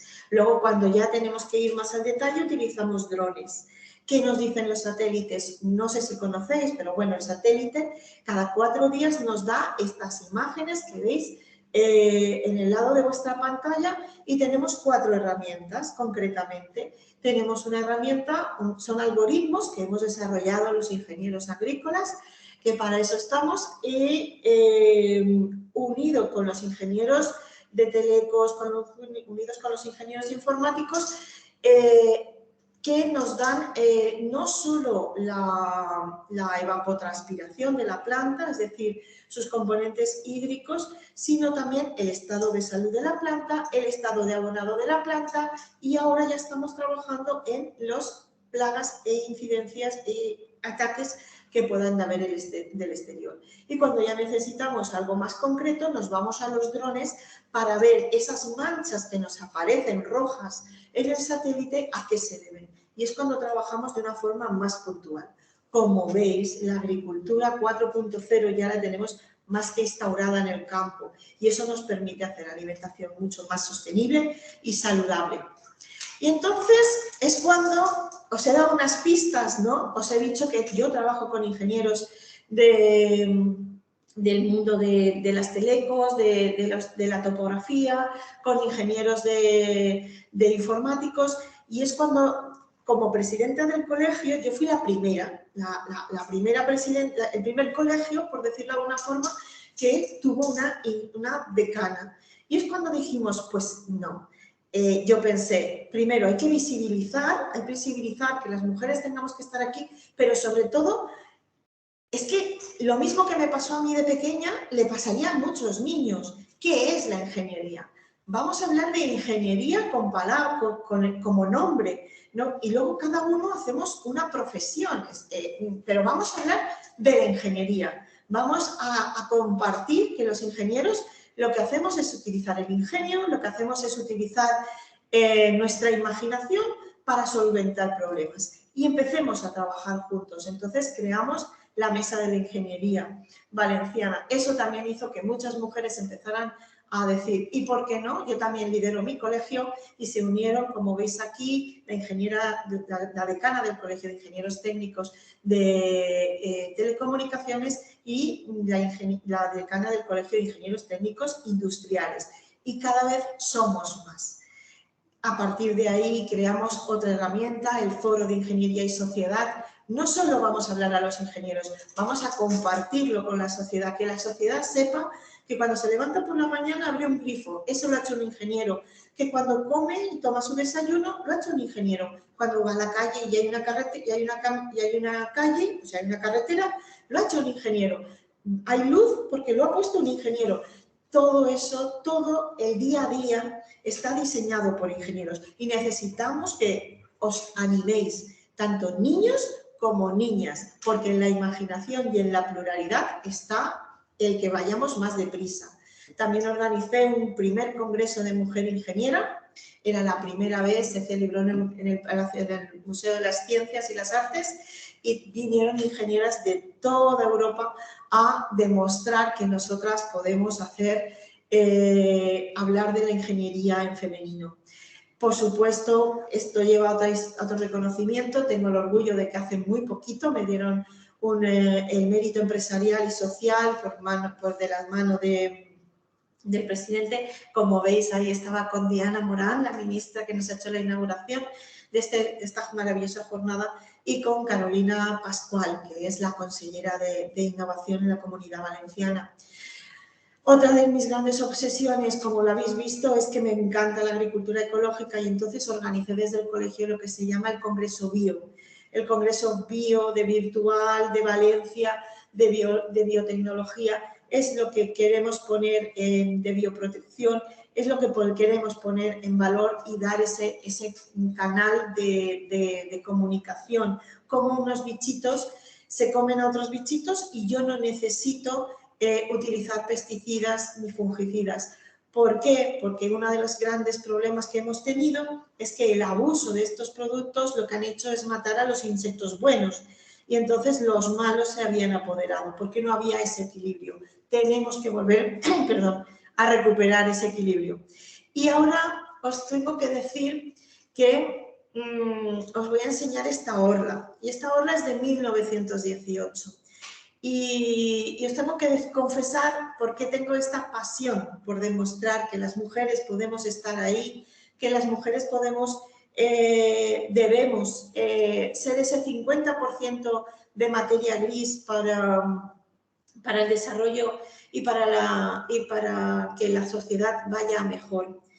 Esta orla es la primera orla donde aparece una mujer, una orla de medicina donde aparece una mujer. No fue la primera mujer en estudiar medicina, fue la tercera en España.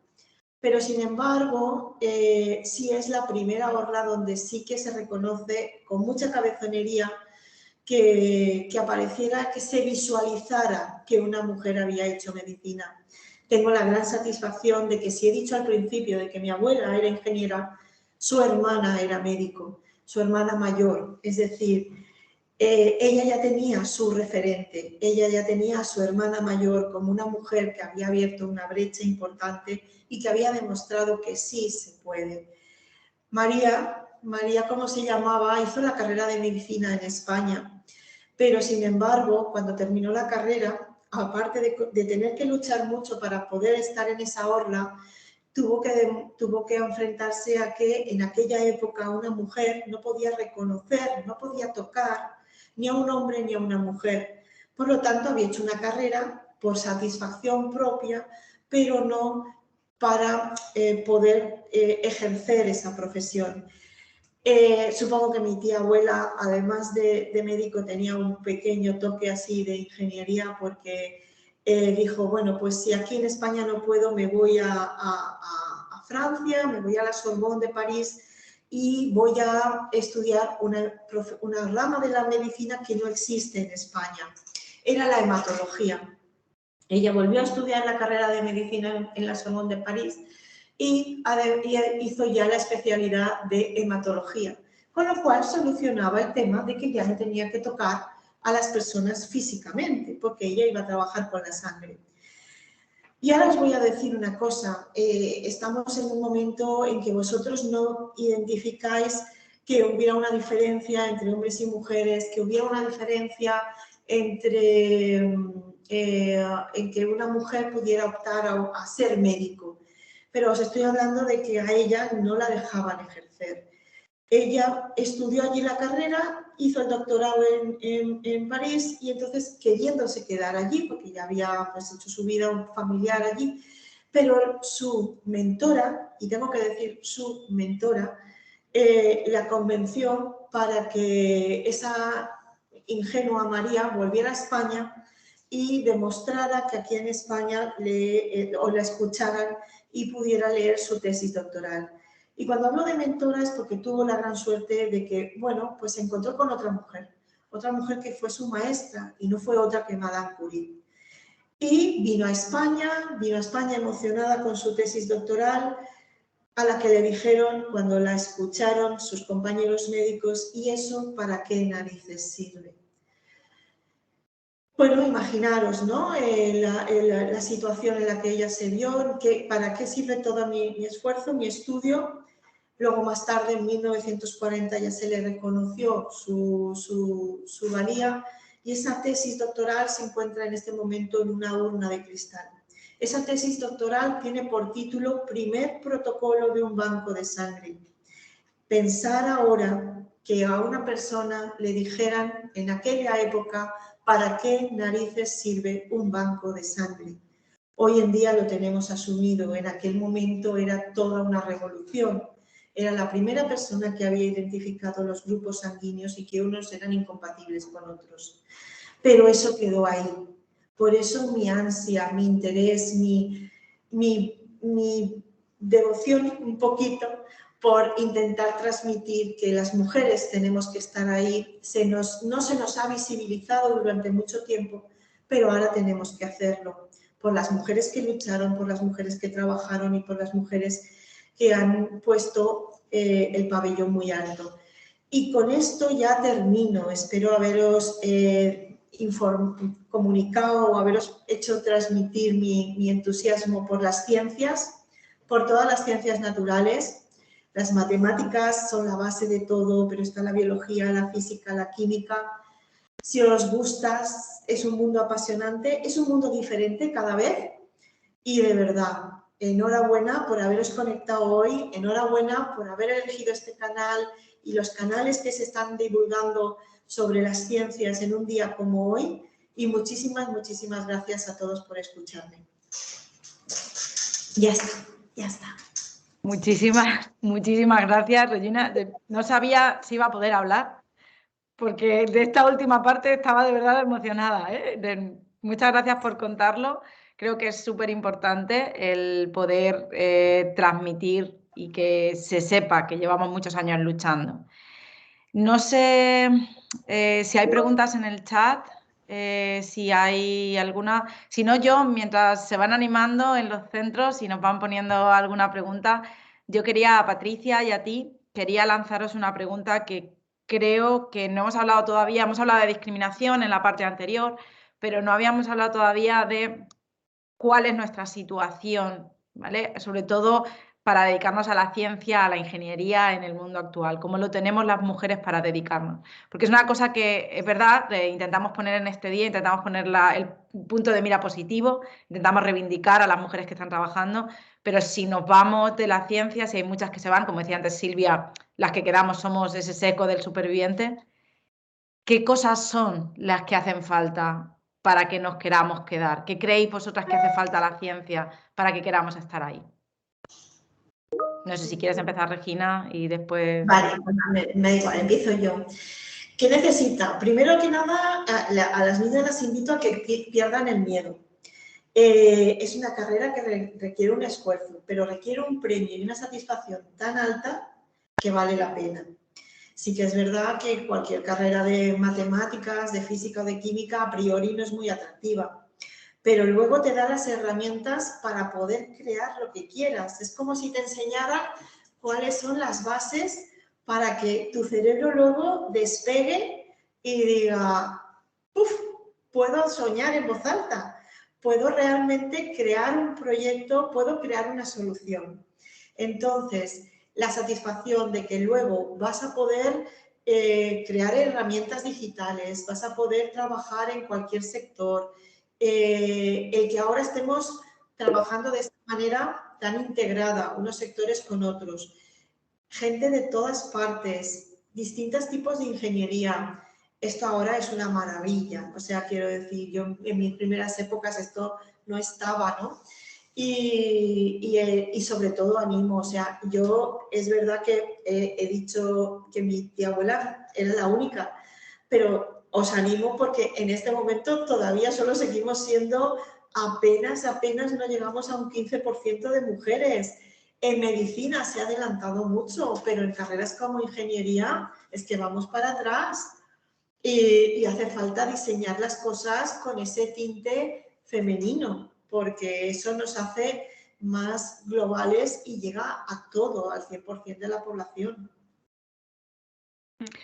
Muchas gracias. Patricia. Yo ahí sí puedo añadir, creo que no somos conscientes a veces de los propios sesgos que tenemos en la percepción de las carreras, ¿no? Por un lado tenemos desconocimiento sobre qué hacen las personas en cada profesión. Por ejemplo, en informática lo que te imaginas es el típico hombre que aparece en las películas, ¿no? En un sótano, con el ordenador, sin luz y muy friki y muy... Para nada. O sea, yo toda la gente que conozco en informática es maravillosa y para nada así. Entonces es intentar conocer, ¿no?, a través de estas charlas el trabajo que hacemos y cómo somos las personas que nos dedicamos a ello. Pero creo que a veces tampoco somos conscientes de que esos mensajes nos han calado demasiado. Yo recuerdo, por ejemplo, que cuando dije que quería estudiar ingeniería informática, mis padres encantadísimos, y cuando lo comentaban con amigos o con gente que conocían, ¿no? Ay, pues tu hija ¿qué va a estudiar? Ah, informática. Y la respuesta de la gente era, uy, pero esa carrera es muy difícil. Para un chico igual no le habrían hecho el mismo comentario, ¿no? Porque durante mucho tiempo ha sido como que las ingenierías o el acceso que tenían a la universidad mayoritariamente era para hombres, por lo que contaba Regina, y ya se nos queda esa idea, ¿no?, de que las ingenierías eran carreras de hombres, cuando no es así, y cuesta quitar esa percepción y tenemos que hacer un esfuerzo como sociedad, tanto desde padres, educadores, a los propios compañeras y compañeros, a animar a que cualquier persona pueda estudiar cualquier carrera que le apetezca. No hay carreras ni de chicos ni de chicas, ni informática es de chicos, ni enfermería es de chicas. Es que nos podemos dedicar a lo que nos apetezca y hay que quitarnos esos mensajes de encima. Y sobre todo voy a añadir una cosilla, lo digo porque a mí me pasó, que es que a todos esos alumnos, a todos esos chiquillos, a todos esos alumnos que nos estáis escuchando, que muchas veces hasta el mismo profesor te dice, tú no vales para ingeniería. A mí me lo dijeron 1000 veces, ¿no? Tú no vales ni siquiera para estudiar una carrera, porque lo cuestionaba todo. Yo quería saber cómo funcionaba todo. Yo era de las de, pero ¿y por qué? ¿Y eso no se podría hacer de otra forma? Pues esos que lo cuestionan todos, esos animaros a la ingeniería. Esto es lo nuestro. ¿Y por qué? Pues el porqué de las cosas es lo que nosotros trabajamos. Entonces, hay veces que el cuestionarlo todo, yo lo entiendo para el profesorado, que es, esto es así porque es así. No. ¿Y por qué? esa curiosidad de niño que no la debemos de perder. Yo todavía me siento muy orgullosa de no haberla perdido. Esa curiosidad es la que tenemos que alimentar nuestro sector, que ahí estamos para desarrollarla todos los días. Muchísimas gracias, Regina. Os hago, a Patricia, me preguntan desde Maristas, de tercero B de la ESO. Un alumno pregunta por qué material están hechos los robots con los que juegan los perros, los robots que fabrican. ¿De qué están hechos? Bueno, los robots no los hemos fabricado nosotros, son robots comerciales que los podéis encontrar. Una marca de ellas era Esfero, que además hace robots de Star Wars muy chulos. Y el de Esfero es un robot redondito, lleva dentro el motor y es una pieza de plástico muy resistente por fuera. Y dentro de esa pieza de plástico están los rotores que hacen que gire en cualquier dirección. Y lo bueno es que el plástico era muy resistente para aguantar la mordida de los perretes. Me imagino. Y tenemos otra pregunta que creo que Regina nos puede contestar bastante bien, que dice desde la Inmaculada de Algeciras y nos dice que están trabajando sobre los ODS, en concreto sobre el 1 y el 2, que son hambre y pobreza, y pregunta cómo la ciencia puede contribuir en ese objetivo. Hombre, eso sí que es la agronomía. Vamos a ver, si tenemos un objetivo es justamente, sobre todo el 2, una alimentación sostenible y saludable. Ese es nuestro gran objetivo. Sabemos que la población va a subir exponencialmente, pero no debemos de asustarnos. Lo que sí que tenemos que ser es conscientes. Tenemos que utilizar ante todo, y por eso mi obsesión, que yo siempre me fui a por la agricultura y la ganadería ecológica, es el intentar ser coherentes con nuestro entorno, el utilizar variedades locales, porque el utilizar variedades locales lo que te hace es que vas a tener menos plagas y enfermedades porque ya están aclimatadas, son más resistentes. Todo lo que esté aclimatado es una faena que te quitas, ¿no? Normalmente son más resistentes a la sequía. Estamos trabajando muchísimo en reducir, o sea que, por ejemplo, en mejorar las variedades que hagan que los estomas estén más cerrados, de manera que su evapotranspiración sea menor. Eso ya se va un poquito más a la parte técnica, pero con los satélites y con todo lo que es la agricultura 4.0 sí que podemos hacer una gestión agrícola de manera que utilicemos el agua únicamente la necesaria. En cuanto detectamos que se está utilizando más agua en un bancal, en un sitio, pues reducimos la cantidad de agua. Y otra cosa que quiero que seáis muy conscientes, sobre todo al público en general que me estéis escuchando, es, por favor, desperdicio cero. O sea, y que la fruta, porque esté un poco fea, porque esté un poco pocha, no está mala, está buena. Que no se tire tanta comida, porque lo sorprendente es que la huella, o sea, el esfuerzo que se hace para hacer toda la comida, el 100% que hacemos de alimentación, de comida, es buena, es sana, es saludable, pero sin embargo, por la vista, por las modas, porque lo queremos todo muy confeccionado, al final más del 60% de esa comida va a la basura. Y entonces es una cifra muy importante. Tenemos que ser conscientes de que la alimentación es un privilegio que nosotros tenemos, que no todo el mundo tiene y que tenemos que aprovecharla y que realizar esos círculos que se están ya empezando a dar de que, bueno, pues una cosa se aprovecha para otra o cuando una cosita está a punto de, pues que no se tire nada a la basura. Desperdicio cero, por favor.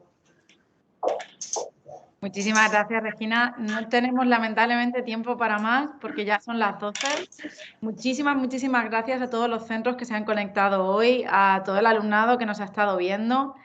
Yo solo quería recordaros que esta sesión ha sido organizada por el proyecto Girls for STEM, un proyecto de la Universidad de Valencia en la que hoy hemos sido Silvia Rueda y yo las caras visibles, pero desde luego tenemos un equipo enorme detrás que han estado hoy recogiendo todas vuestras preguntas, atentos siempre trabajando porque las mujeres y las niñas tengan referentes para dedicarnos a la ciencia y a todas estas, a todas estas actividades que parece que a veces se olvida que también son para nosotros.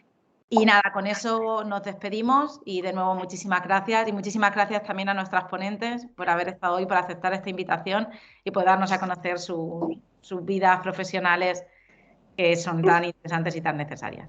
Muchas gracias.